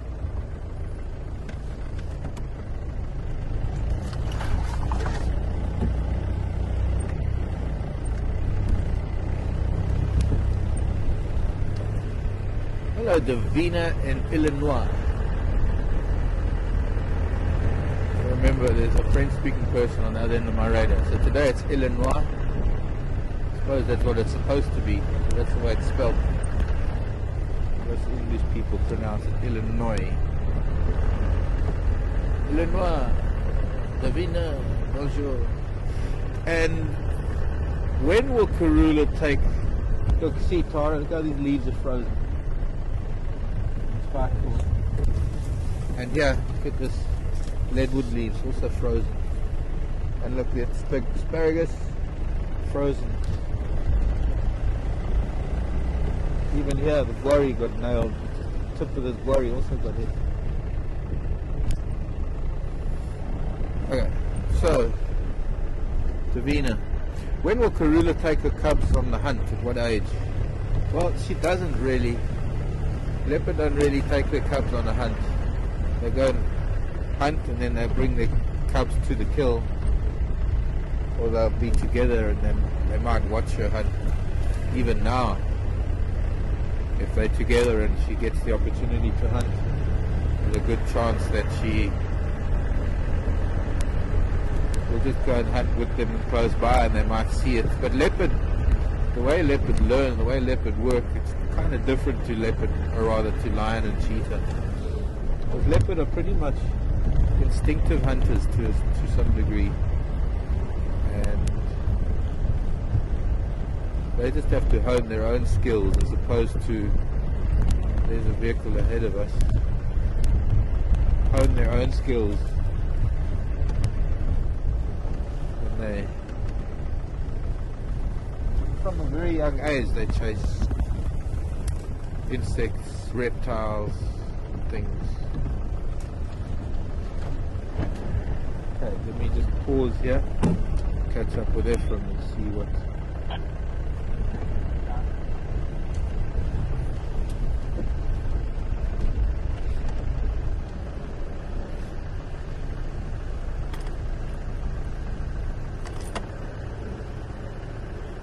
Morning all.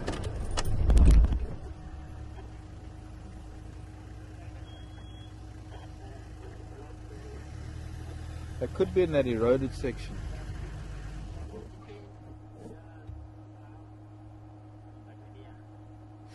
You don't think they're in that eroded section? Where that erosion is? Yeah, we go that way, and from there it's coming this way. So there's a small drainage can go up like this. Yeah, Cross. yeah. What's coming this way? Might be another pan somewhere again.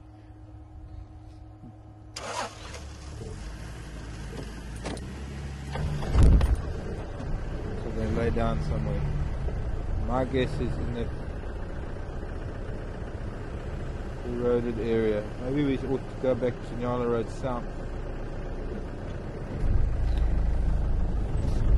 You see, a cheetah takes her cubs hunting because they've got to watch her. They're not as instinctive as a leopard. So for cheetah, she's got to park them, sit them down on the edge of an open area, and they then watch her go into the whole hunt.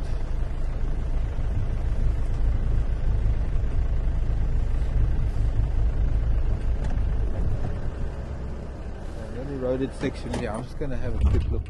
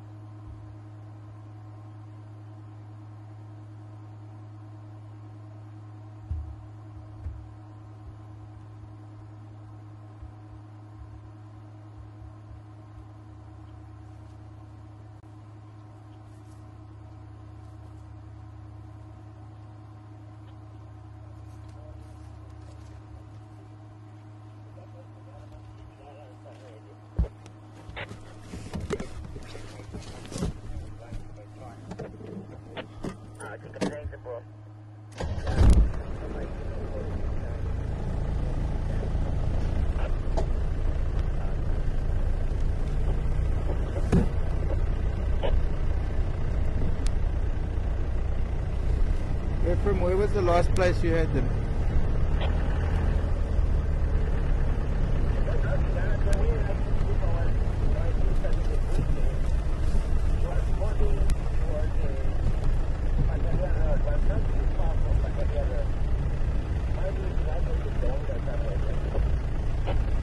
Okay, copy.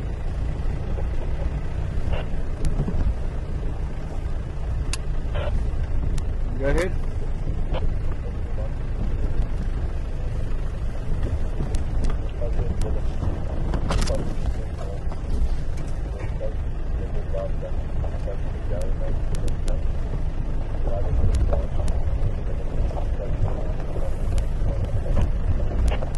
Okay, great, thanks. Yeah, thanks, Ryan.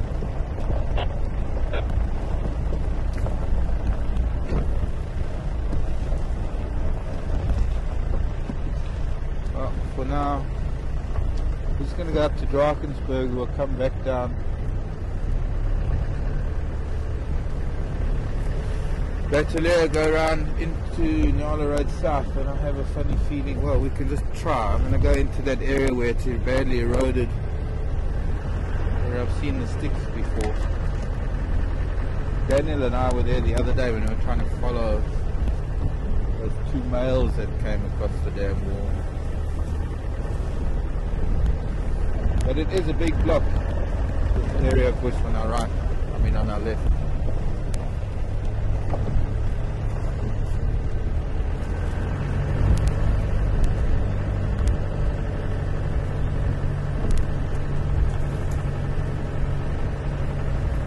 Yes.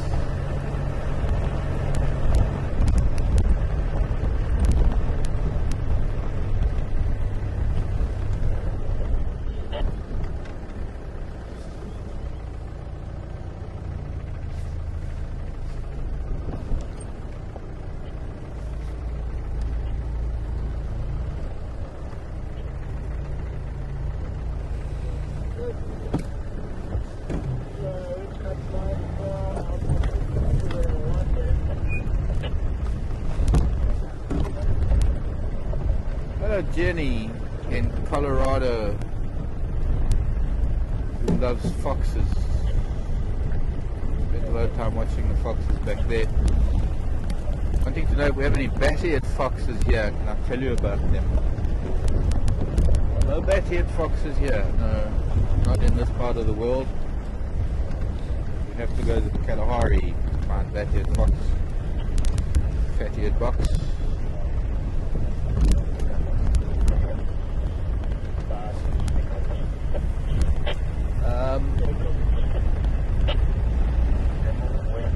I've only once ever lived with bat-eared fox, and that was in southeastern Kenya. The only time I ever got to see them, and I was only there for a short while.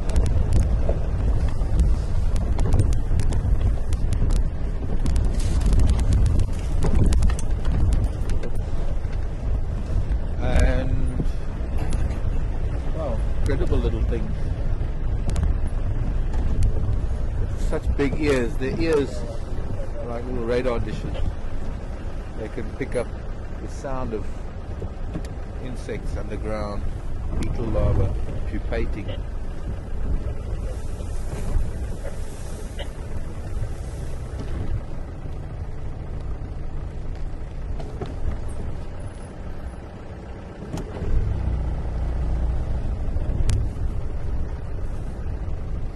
We can only go and try. Good to try.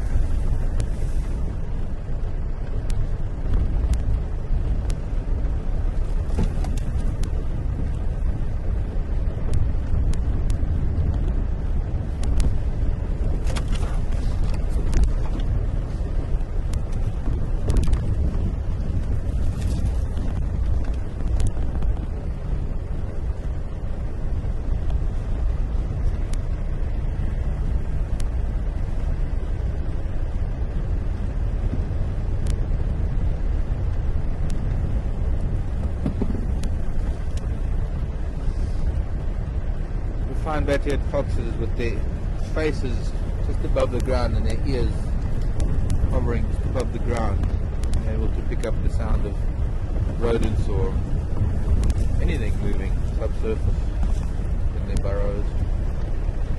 I don't know much about backyard fox, Jeannie, so I can't tell you much about them.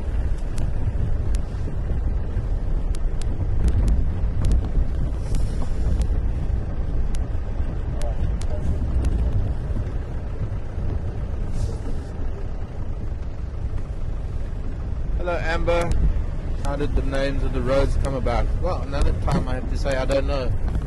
I mean, some of them are obvious. Some of the names that are named after people. Vulture's Nest is called Vulture's Nest because there's a vulture's nest on it. Twin Dams Road is called that because it's the road that goes down to Twin Dams. A lot of these roads were named a long time ago, long before my time, so I don't know why some of them got the names they did. But anywhere where I've lived, where road names are given, normally when you're putting in roads and the first time you have a road, sometimes you'll name it after one of the first things you see on the road, or I don't know, just different criteria, different things that make naming of roads. An old leopard track.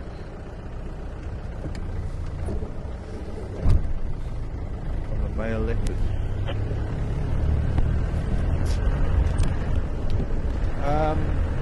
Gosh. Buffelshoek cut line because it's the cut line between Buffelshoek and Gowrie.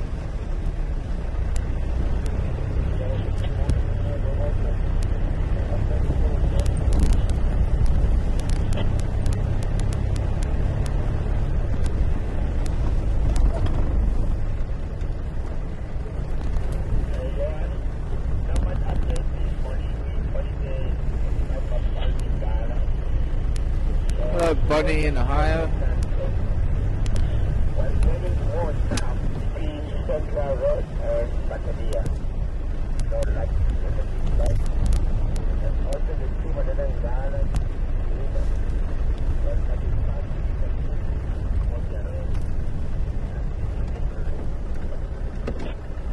Question on everybody's minds at the moment: when are the cubs going to be named? Well, we don't know, Bonnie. We don't know. Next Rangers meeting, I think they're planning on naming them. Should be fairly soon, I guess. But I can't answer that, I'm afraid. It's something that's going to be a collective decision by the guides in this part of the Sabi Sand. The guides who do see Karula and the cubs. If it was only here on Western Gowrie, then it would be up to the guides of Djuma, but these cats do cross over into other parts of the Sabi Sand, and so it's going to be up to a bunch of guides to discuss it and come up with names. I don't know who it is that's going to name them. Hello Impala. Where are the lions?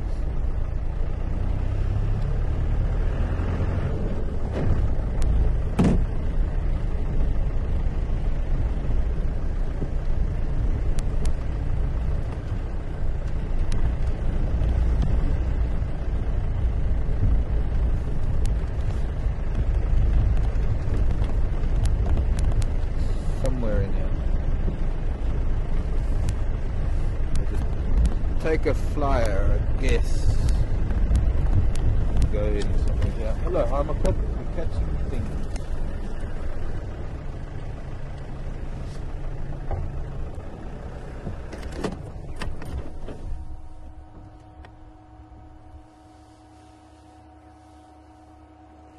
Hello, Richard and Lisa. Don't know what it's picking up. Something small. Maybe mosquito larvae.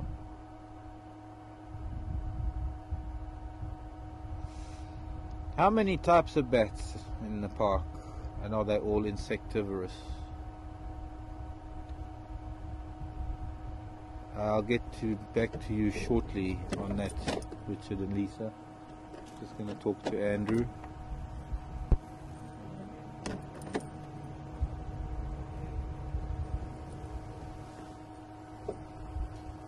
Oh, schön. Ik kom in, John. I'm just doing. I think, you know this eroded section just here? Yeah. Where this erosion is. I'm going to go and have a look there. I've been trying to listen. Squirrels or something.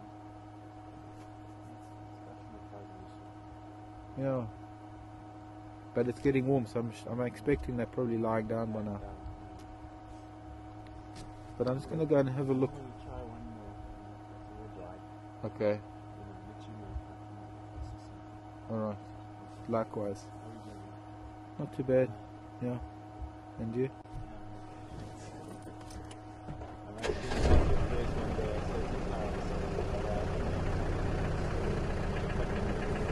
Okay. Have a nice day. See you later. I'm finding something to feed on there. So let's see, should we try and get down here? On the next one.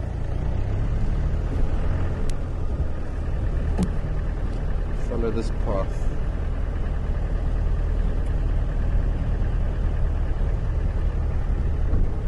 Somebody's been in here recently.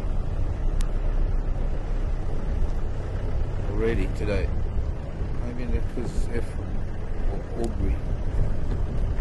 This is where I was thinking that, oh.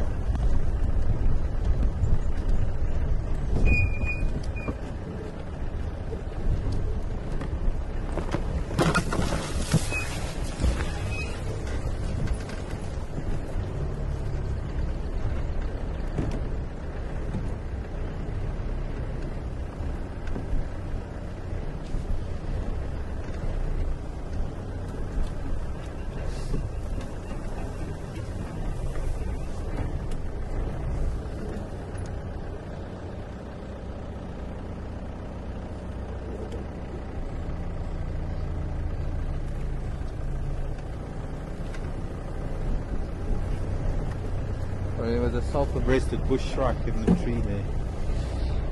Hello Liz, nice to hear from you. Ooh, crunch. Liz was here 2 years ago and was saying that there was a seed pod she saw, a pearly seed pod with bright red seeds. First thing that comes to mind is the lucky bean. One of the coral trees perhaps.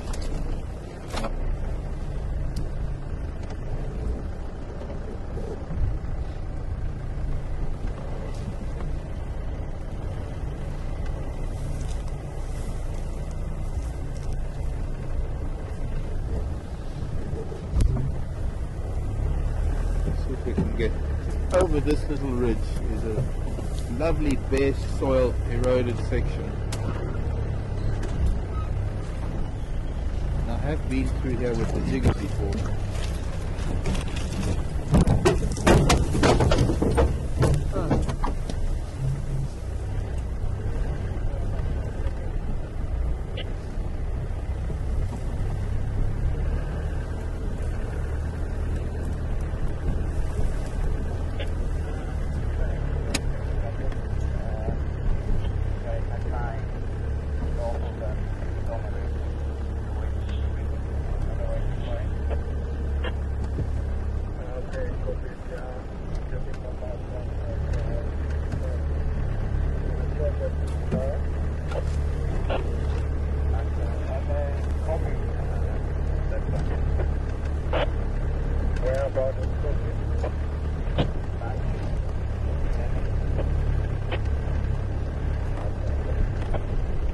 Looks like the tire track's here already. Somebody beat me to it.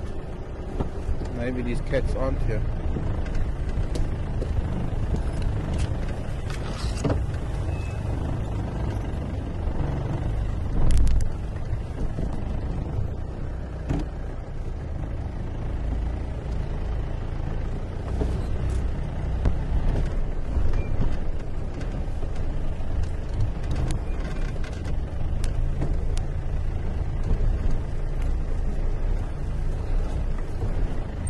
that I was expecting them here. I was hoping they might be here. This is where I have seen cats before. It's the kind of area that you would think that cats would settle in for the day, because it's open ground.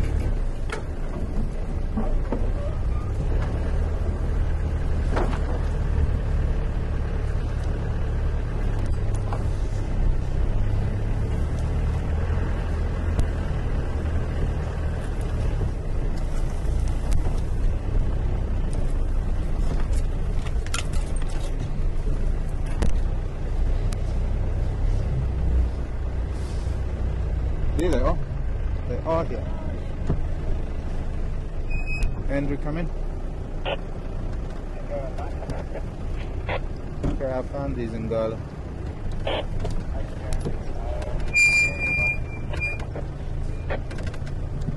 From where you saw me, I turned in just north of that pan, and there's a badly eroded area just on the eastern side of that. Are you on Backlair Road yet? When I am, but I drive already. That would be good in there. It's not too bad. I don't know if you switch off, you might be able to hear me. Let me come back to the central.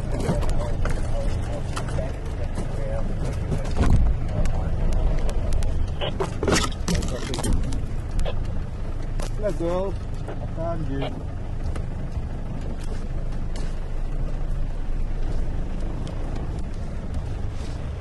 I wish they're visual though.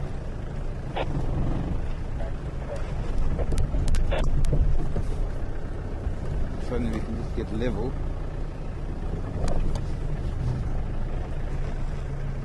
Is that okay?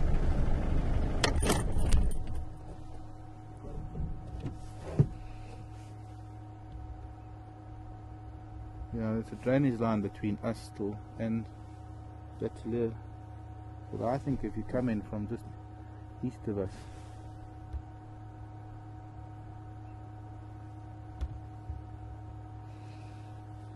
you might be able to get out again onto Tsalala.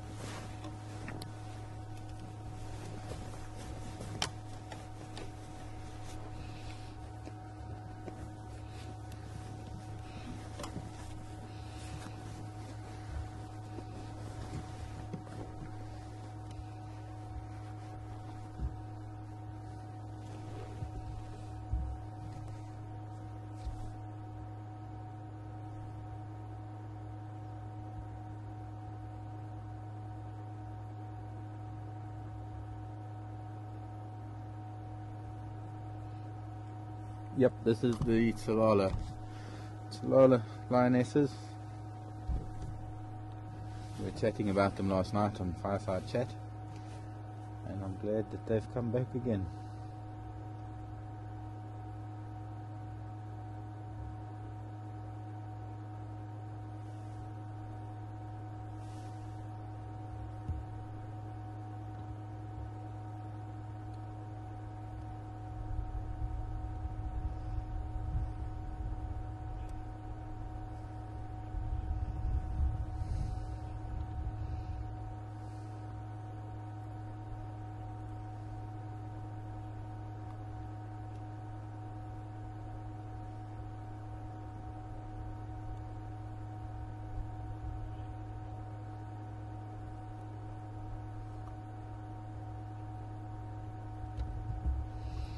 Hello Virginia, thank you for your email and kind words.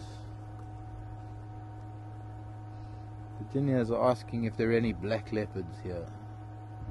Funny they should ask that, because many years ago there were reports of a black leopard up here in this part of the Sabi Sand. I haven't heard any from the last few years. Now Will Fox, where he lives in Leidenburg, there are evidently some black leopards in that area, part of the Ingwe Leopard project. Have identified areas where there's black leopard, but being a recessive gene, it could occur. Black leopard is merely what we would call a melanistic leopard. It's a normal leopard with a recessive gene that causes a predominance of the melanin, the pigment, and they appear all black. but you could still see this. You'd still see the rosettes in the right light.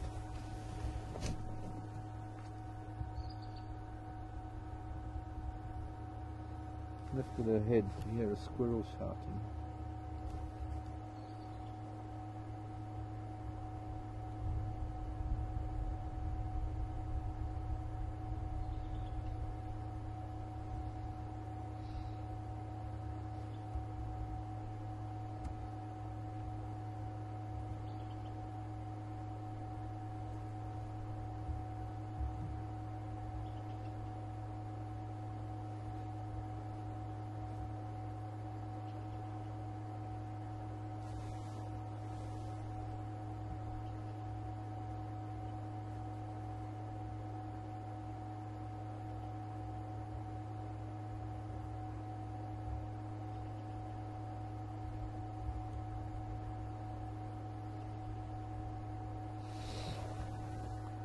Thank you, Penny.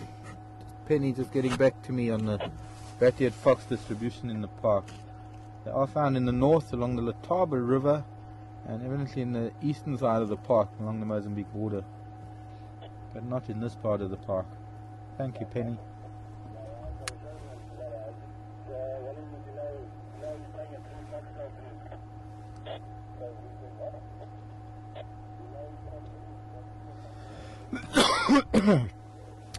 I was talking about bats earlier, Richard and Lisa. I'm not too sure how many species of bats in the park, but there are all three kinds of bats. Insectivorous bats, they're fruit bats, they're also nectarine bats. Bats that feed on nectar up in the north. Fruit bats mostly along the main rivers where where you find the big sycamore figs, sausage trees, jackleberries, where you find the fruit trees, epauletted fruit bats.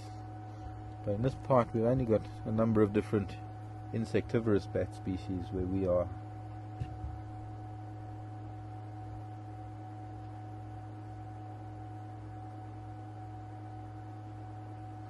Hazard a guess and say maybe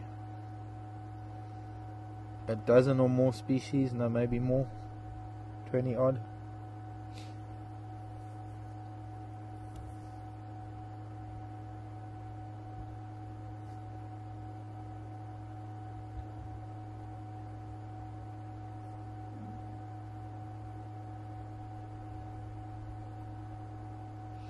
Bibi's going to start getting hot, she's going to have to get up soon. Although she's probably enjoying the sun's warmth at the moment. And this one too, that we're looking at, also in the sun.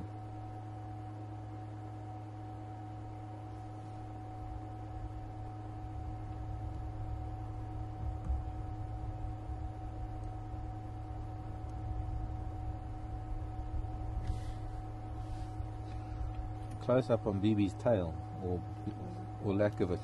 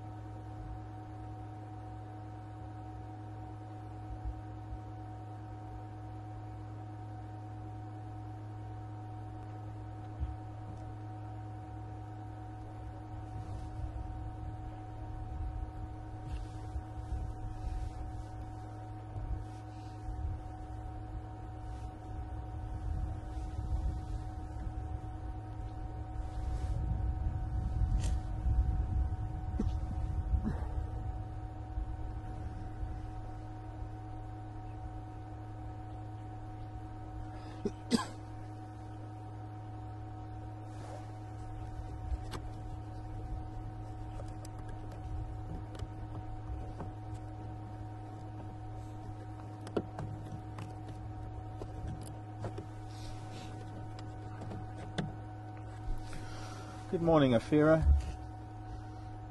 And quite a long one, this one. With an I don't know at the end from me, because I don't know. But Not active. PC player not active. Afira is saying that there was a with these Tsalalas. Can you hear Andrew?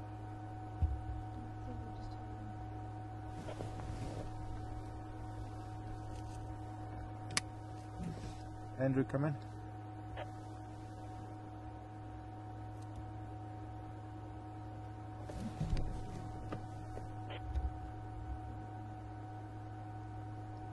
Andrew, come in.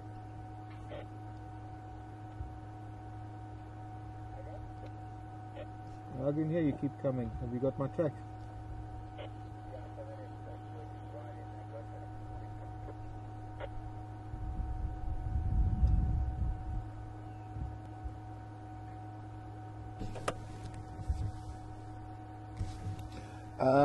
So Afira was saying there was another lioness that also had a tail from the Tsalalas that had her tail, also had a tail, but she evidently disappeared for about 2 years, and then she turned up again and got killed by the Machingulans. Did you check Telegram this morning? Negative. I don't think you're there.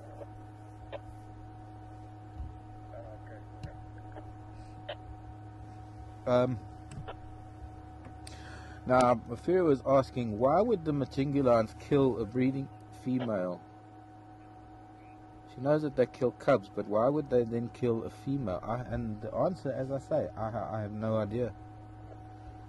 I mean, we look at the Mapokos. They killed males, females, cubs. They just went wild. And I don't know what it is that would drive lions to kill a lioness, other than just simple competition.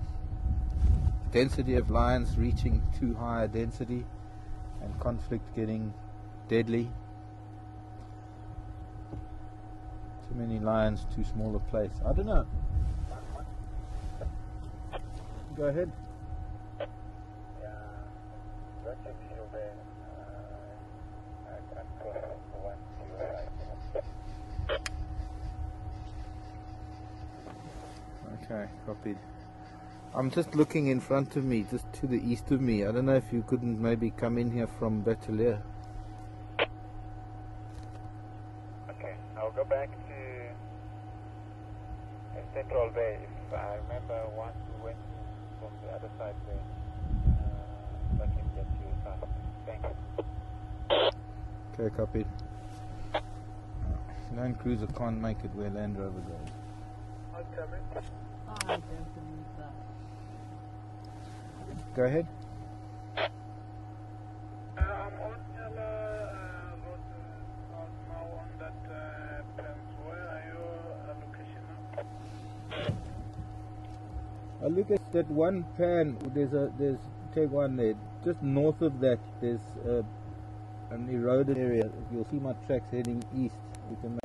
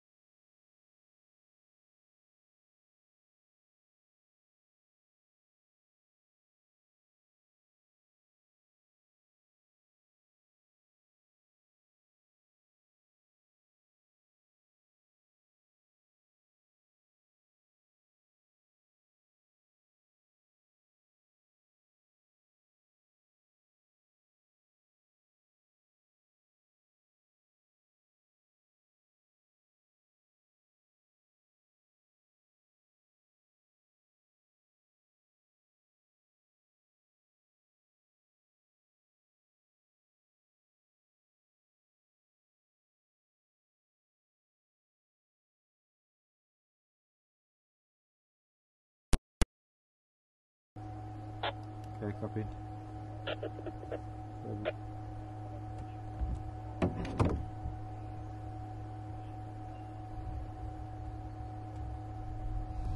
Thanks, Penny. There we go. 42 species of bats. I would have thought more than a dozen or 20 odd. 42 species of bats in Kruger.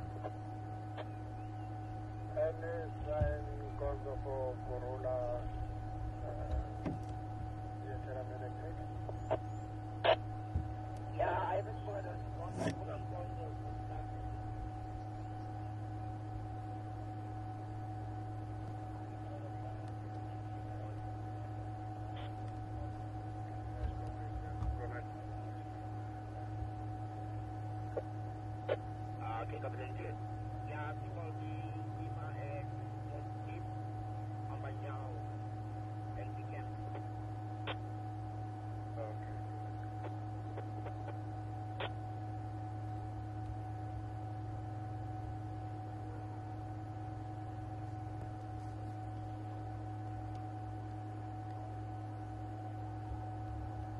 What's that? Elephant? Yeah.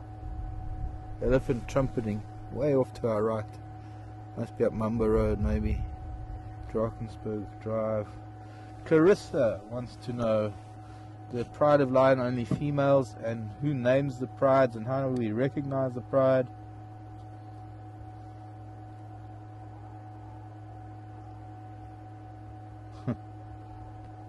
Lions are listening to those elephants.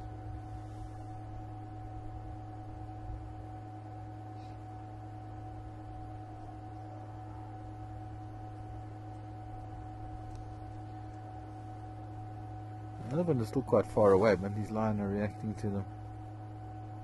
Clarissa, I don't know who names the prides of lion. I suppose it's a similar process, similar thing to the leopard, except that some of these prides go back so many years that they've kept names over decades.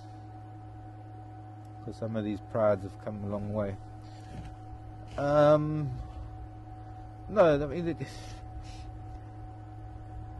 invariably there are males or a male or males that are the title holders of a pride's territory. I suppose you could say title holders.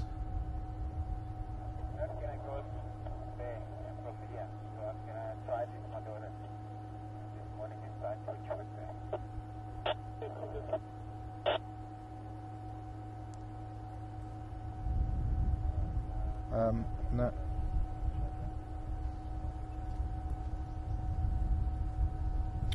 So, as far as how do we know, how do we tell the different prides, it's fairly easy because the pride composition is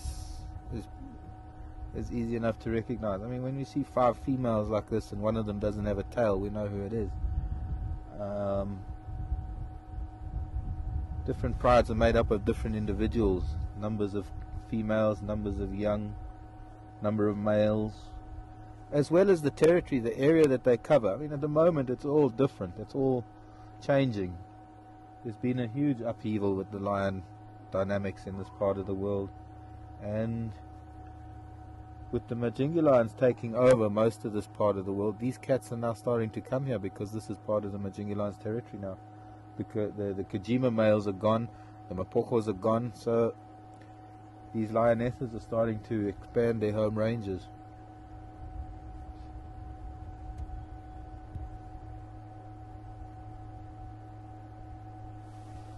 Lucas, come in. Lucas, do you know where I am?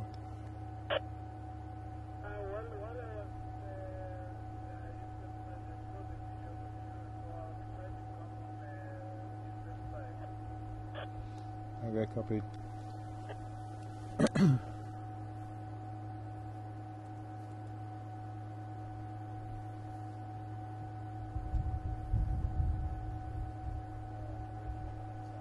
Yeah.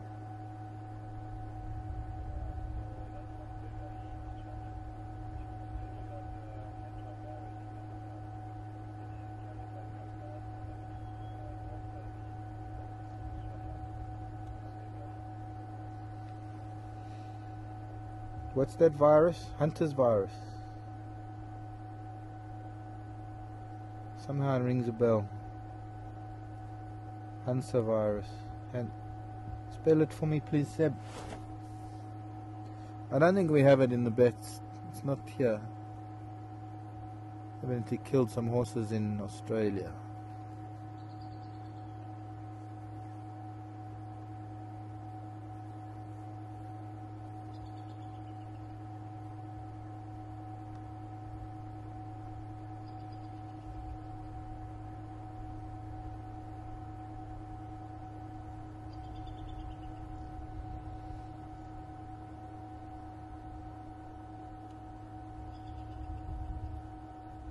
Is it H-A-N-T-A? Hunter virus, I think. Have you heard of anything like that? I'm trying to... It's ringing memory bells when I was in the States studying bets. It's somehow just... not being able to access that file. I can't remember much about it.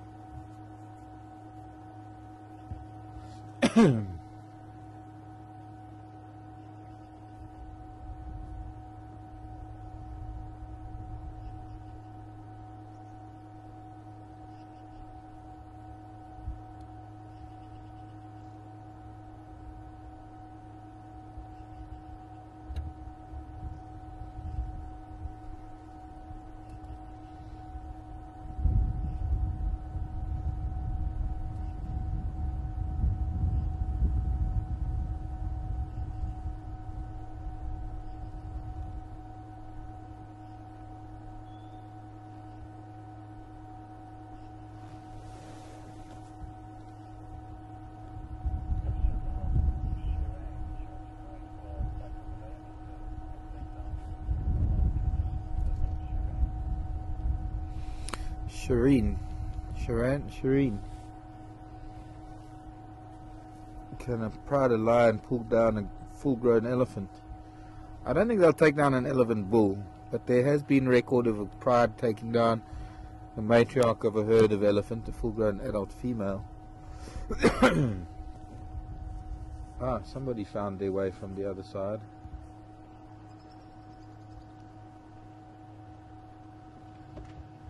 In a Land Cruiser, but nobody could follow me in the Land Cruiser. I still don't believe it.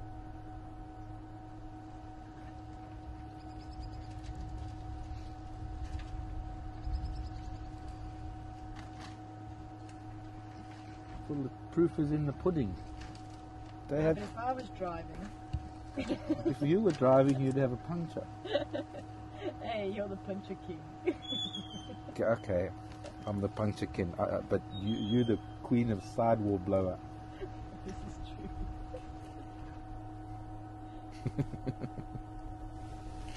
What a pretty girl! Look at your eyes, gorgeous eyes, most beautiful eyes. Maybe I can get a photo of you. Oh, I'm going to do a battery change. Okay, I'm gonna change batteries.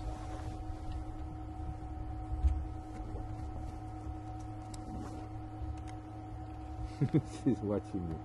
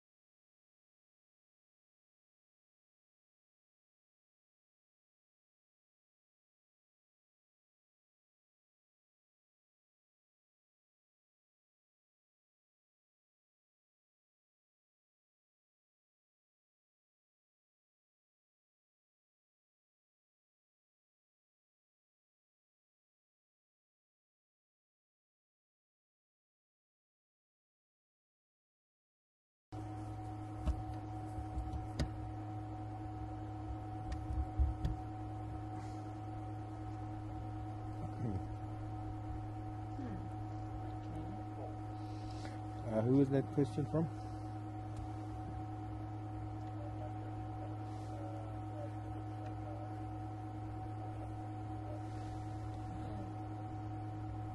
Ah, there we go. I was thinking, well, I've got a white screen.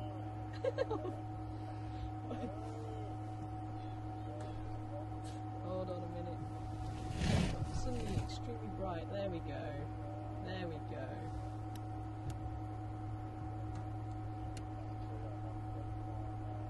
Sorry, folks.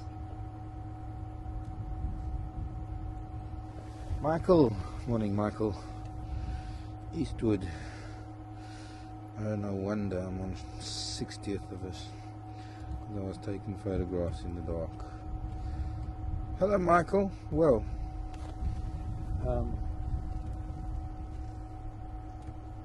do the cats here carry TB as they do? Ooh, Phoebe got up and went somewhere without us knowing, and this young lioness is watching her. I knew she would. She was going to get hot.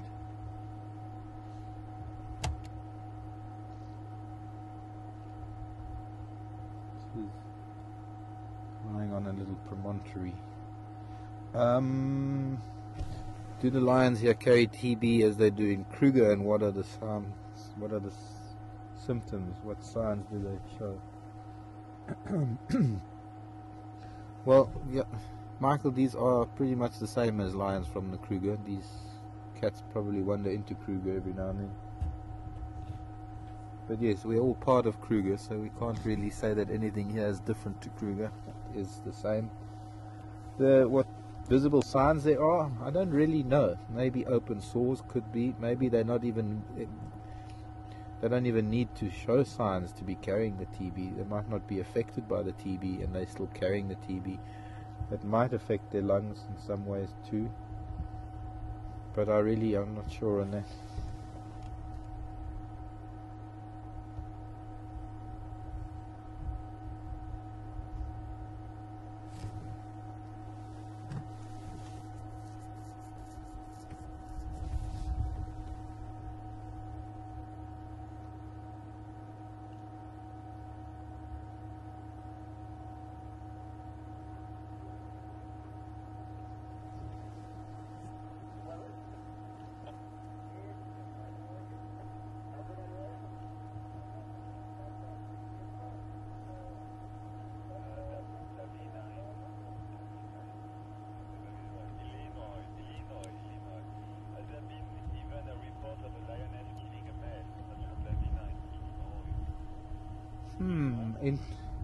Interesting. Never really thought of this. Illinois. Hello, Davina in Illinois. Has there ever been a report of a lioness killing a male lion? That's interesting. I don't think so. Not that I know of. Possible, perhaps. Penny might shed some light on that. Penny might know. That's a good question. I've never heard of a lioness killing a male.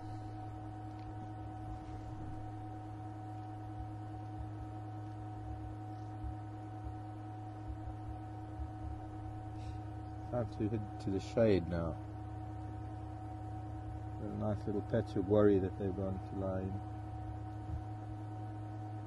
Phoebe's got her eye on something though. Okay, now your turn. Off you get. Off you go. And join your sisters, and I can move too.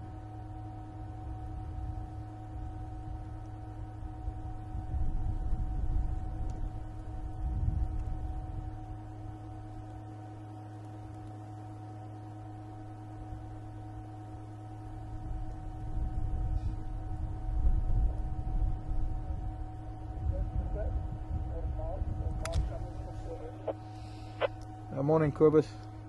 How are you? Very good, and you? Fine, man. Mark, are you with Tsalala? Affirmative, yeah. What's that, love, Mark? We're in an eroded section just east of Nyala Road South. I think Lucas came in here maybe from Central Road. I've come in from Nyala Road South. Okay. Are they next to the road, or do you have to drive into the bush? No, you've got to drive a little ways into the bush. They're just on the other side of a drainage line. Okay. Mark, if you leave there, can you maybe just give me a call? I'm so far away. And then maybe you can just give me a branch in the road or something. Okay, we'll do.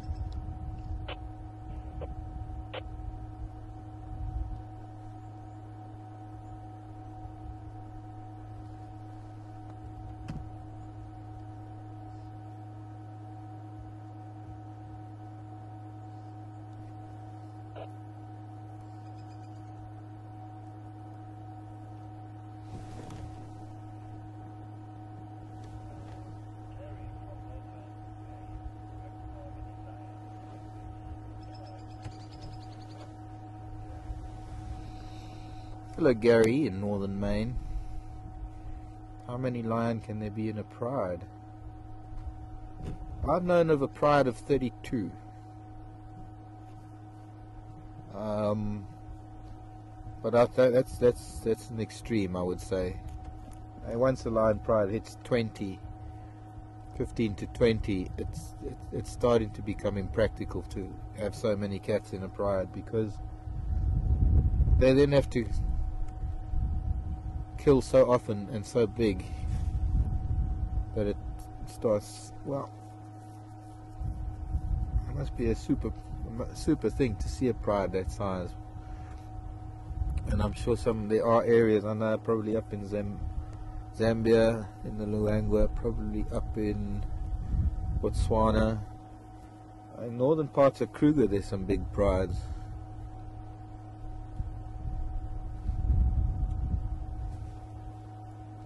The ideal size of a pride is about 12, about a dozen cats. Too many mouths means it's just the amount of food that they each get when they kill something is very small. So the amount of energy replenishment versus the amount that they're spending hunting starts changing those dynamics the more lion there are within a pride. Obviously, the fewer lion, the greater portion of the meal they get.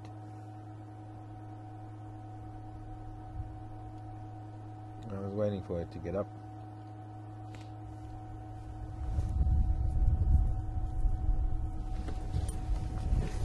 Get to see them sleeping in the shade, and then be interesting. We'll be able to find them later. Although maybe what I think we'll do later is pretty much what we did the other day. Instead of coming here early, we'll come here late.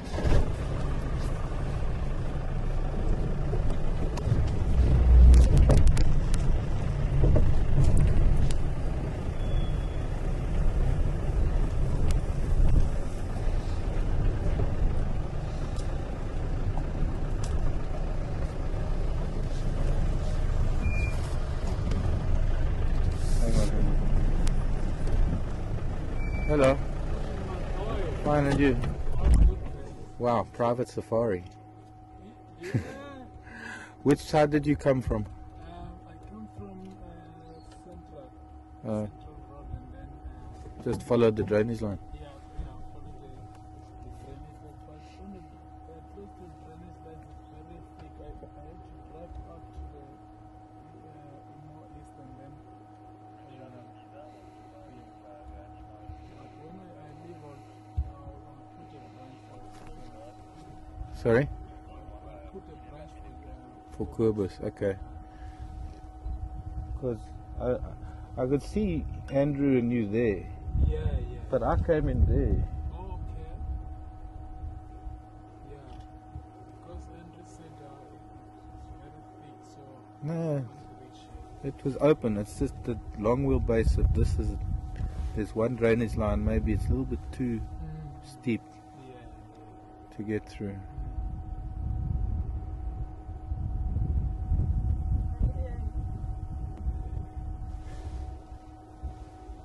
Okay, I need to move so we can get a better look at them.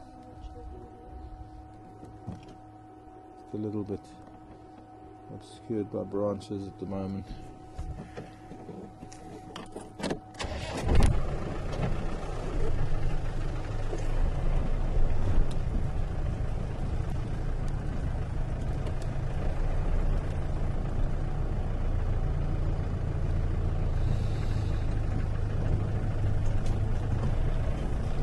Can't really see them that well at the moment.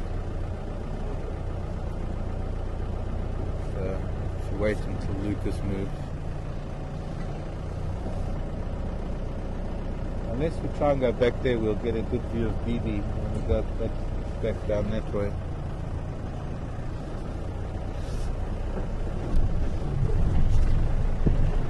I'm going to pick up a piece of wood here that's really nice.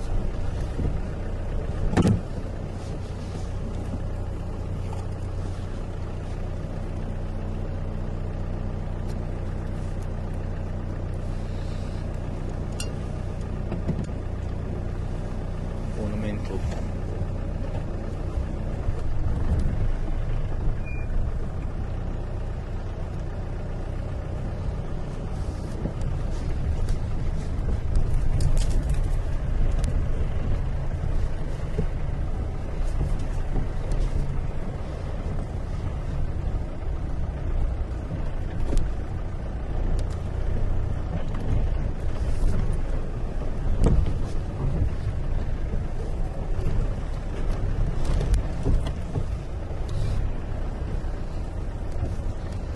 Mind all the knobs though.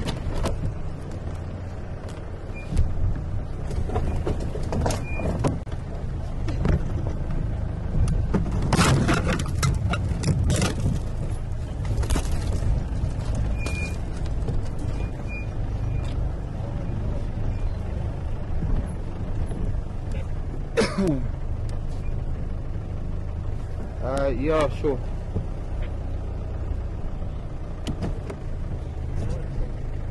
Yeah, go, come in.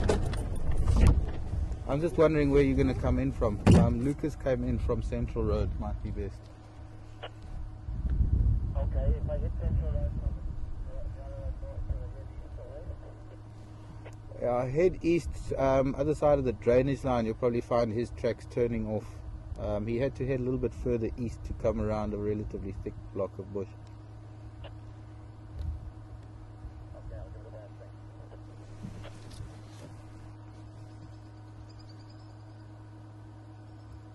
thing. BB? Hello?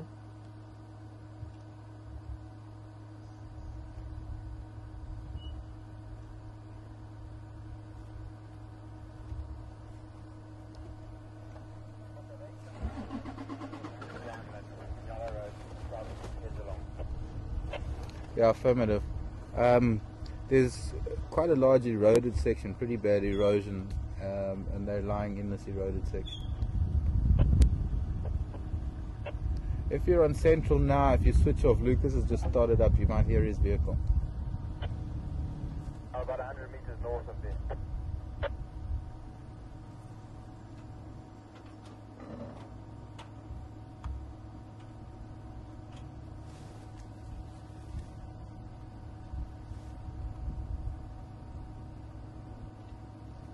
I think Lucas is only heading out now. He's going to leave a branch in the road. Yeah, copy that. Lucas?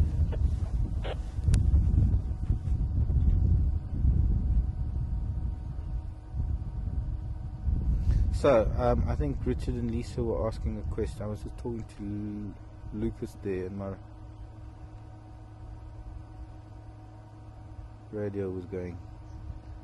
I don't know if I got the last question or if I don't know, I just haven't answered it. Maybe I just need a reminder. Nice piece of wood. I wish I could take that too. Nice for a bird bath.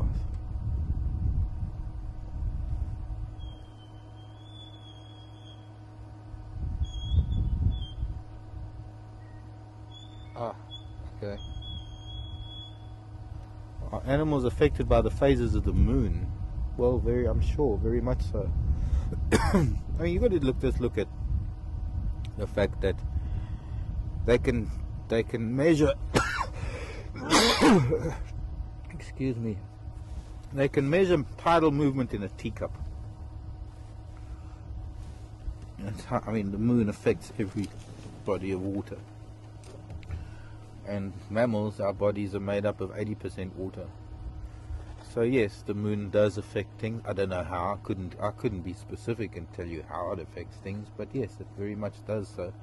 I mean, if you look at the human being is governed by the phases of the moon, the estrous cycle of female human being, if we can just get scientific for a minute, is supposed to be linked to the phase of the moon. I think it's the fact that humans have been living in the kind of place that they, well, with artificial light and the kind of way we live our lives, we don't really go by the phases of the moon. I don't think most human beings even are aware of what the phase of the moon is. In fact, I think most people living in cities don't even know why there are phases of the moon and how it works and why it is new moon first quarter, full moon last quarter, and how that all takes place. And I'm basing that on the amount of times I've explained it to guests in the last 25 years, people who come from the city and they have no idea about how the moon works. What was that? Funny noise.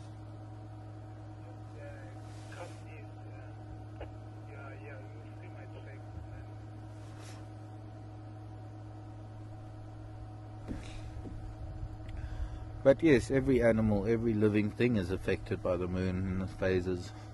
And obviously the times of new moon and full moon are the times when the gravitational pull is the strongest. And it's the in-between phases. Yeah, I'm still hearing something.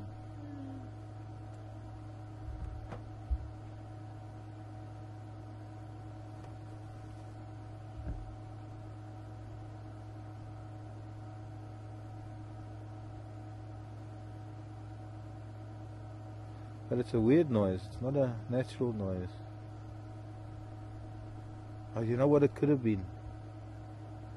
Woodpecker knocking on very, very hollow bark.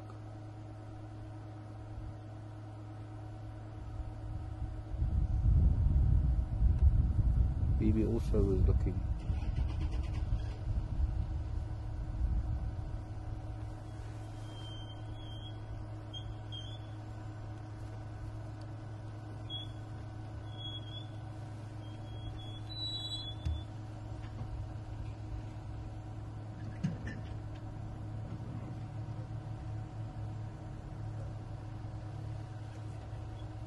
Any foot baths? Fruit bats. Hello, Beverly. I had a foot bath the other day. You had a foot bath. It was very nice. Beverly, do we have any fruit bats in Africa? Yes, we do have fruit bats. We have fruit bats here in Kruger. We just don't have them here at Juma.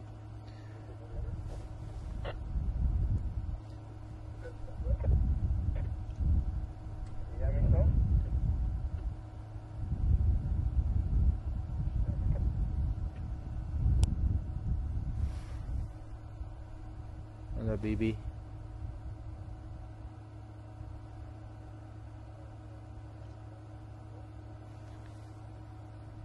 So, fruit bats, yes, we do have fruit bats, and we find them just south of us on the Sabi and the Sand rivers, and along most of the other main rivers in Kruger. Just we don't have the tall trees and the fruit trees that, or the fruiting trees that they live in and that they feed on. Can hear you. If you can keep on coming.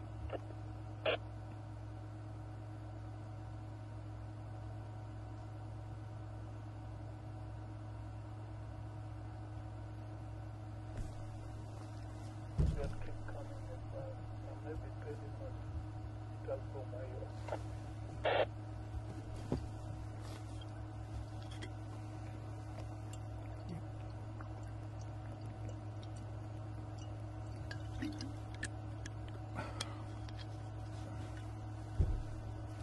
We might be able to just get around, just to say goodbye to her. If we get around the front of this wall, as it were. You might be able to see her from the front and say goodbye.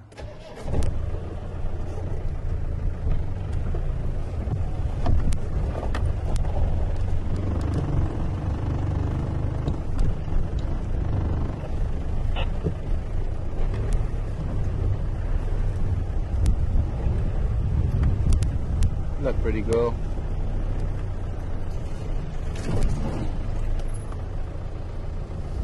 Hang on, sorry, I've just wanted to. This is actually a beautiful. Oh, she's lying down again now. This is actually quite a beautiful shot. I can just do this quickly.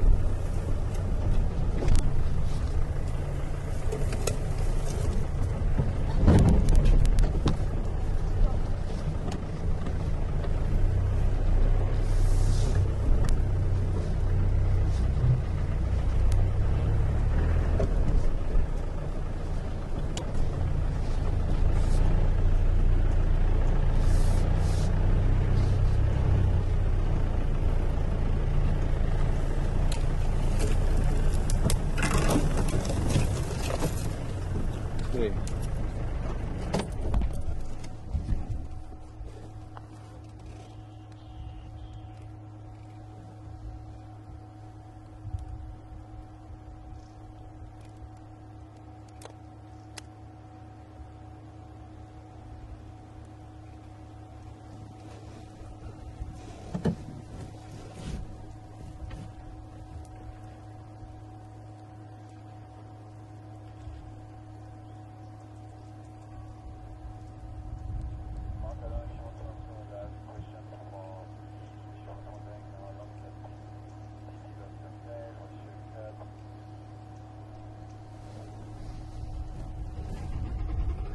Hello, Lynn.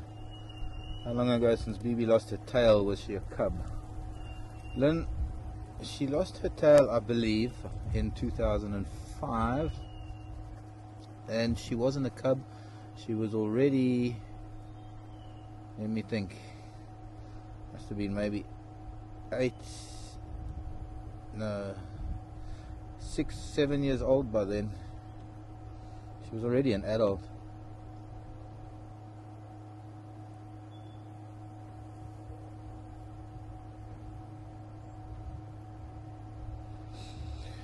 And it's at this point that I'm going to have to say goodbye, everyone. And hopefully we can come back and find them later. We're going to look for some other things too. And thanks very much. so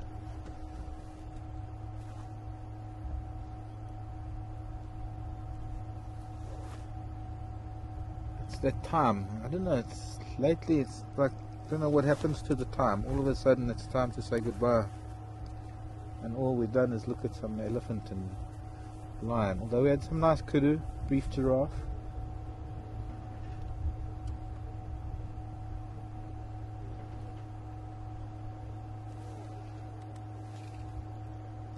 So please join us again this afternoon, 3:30 Central African time, and we'll see what we can find you later. And hopefully we'll pick up with these girls, I don't know, when it starts getting a bit dark and they start moving, and who knows what they might get up to. We had some fun with them a couple of nights ago, so good chance we can have some fun with them again. Bye bye, BB. Bye bye, everybody, from Mark and Tara, and everyone else at Wild Earth Safari.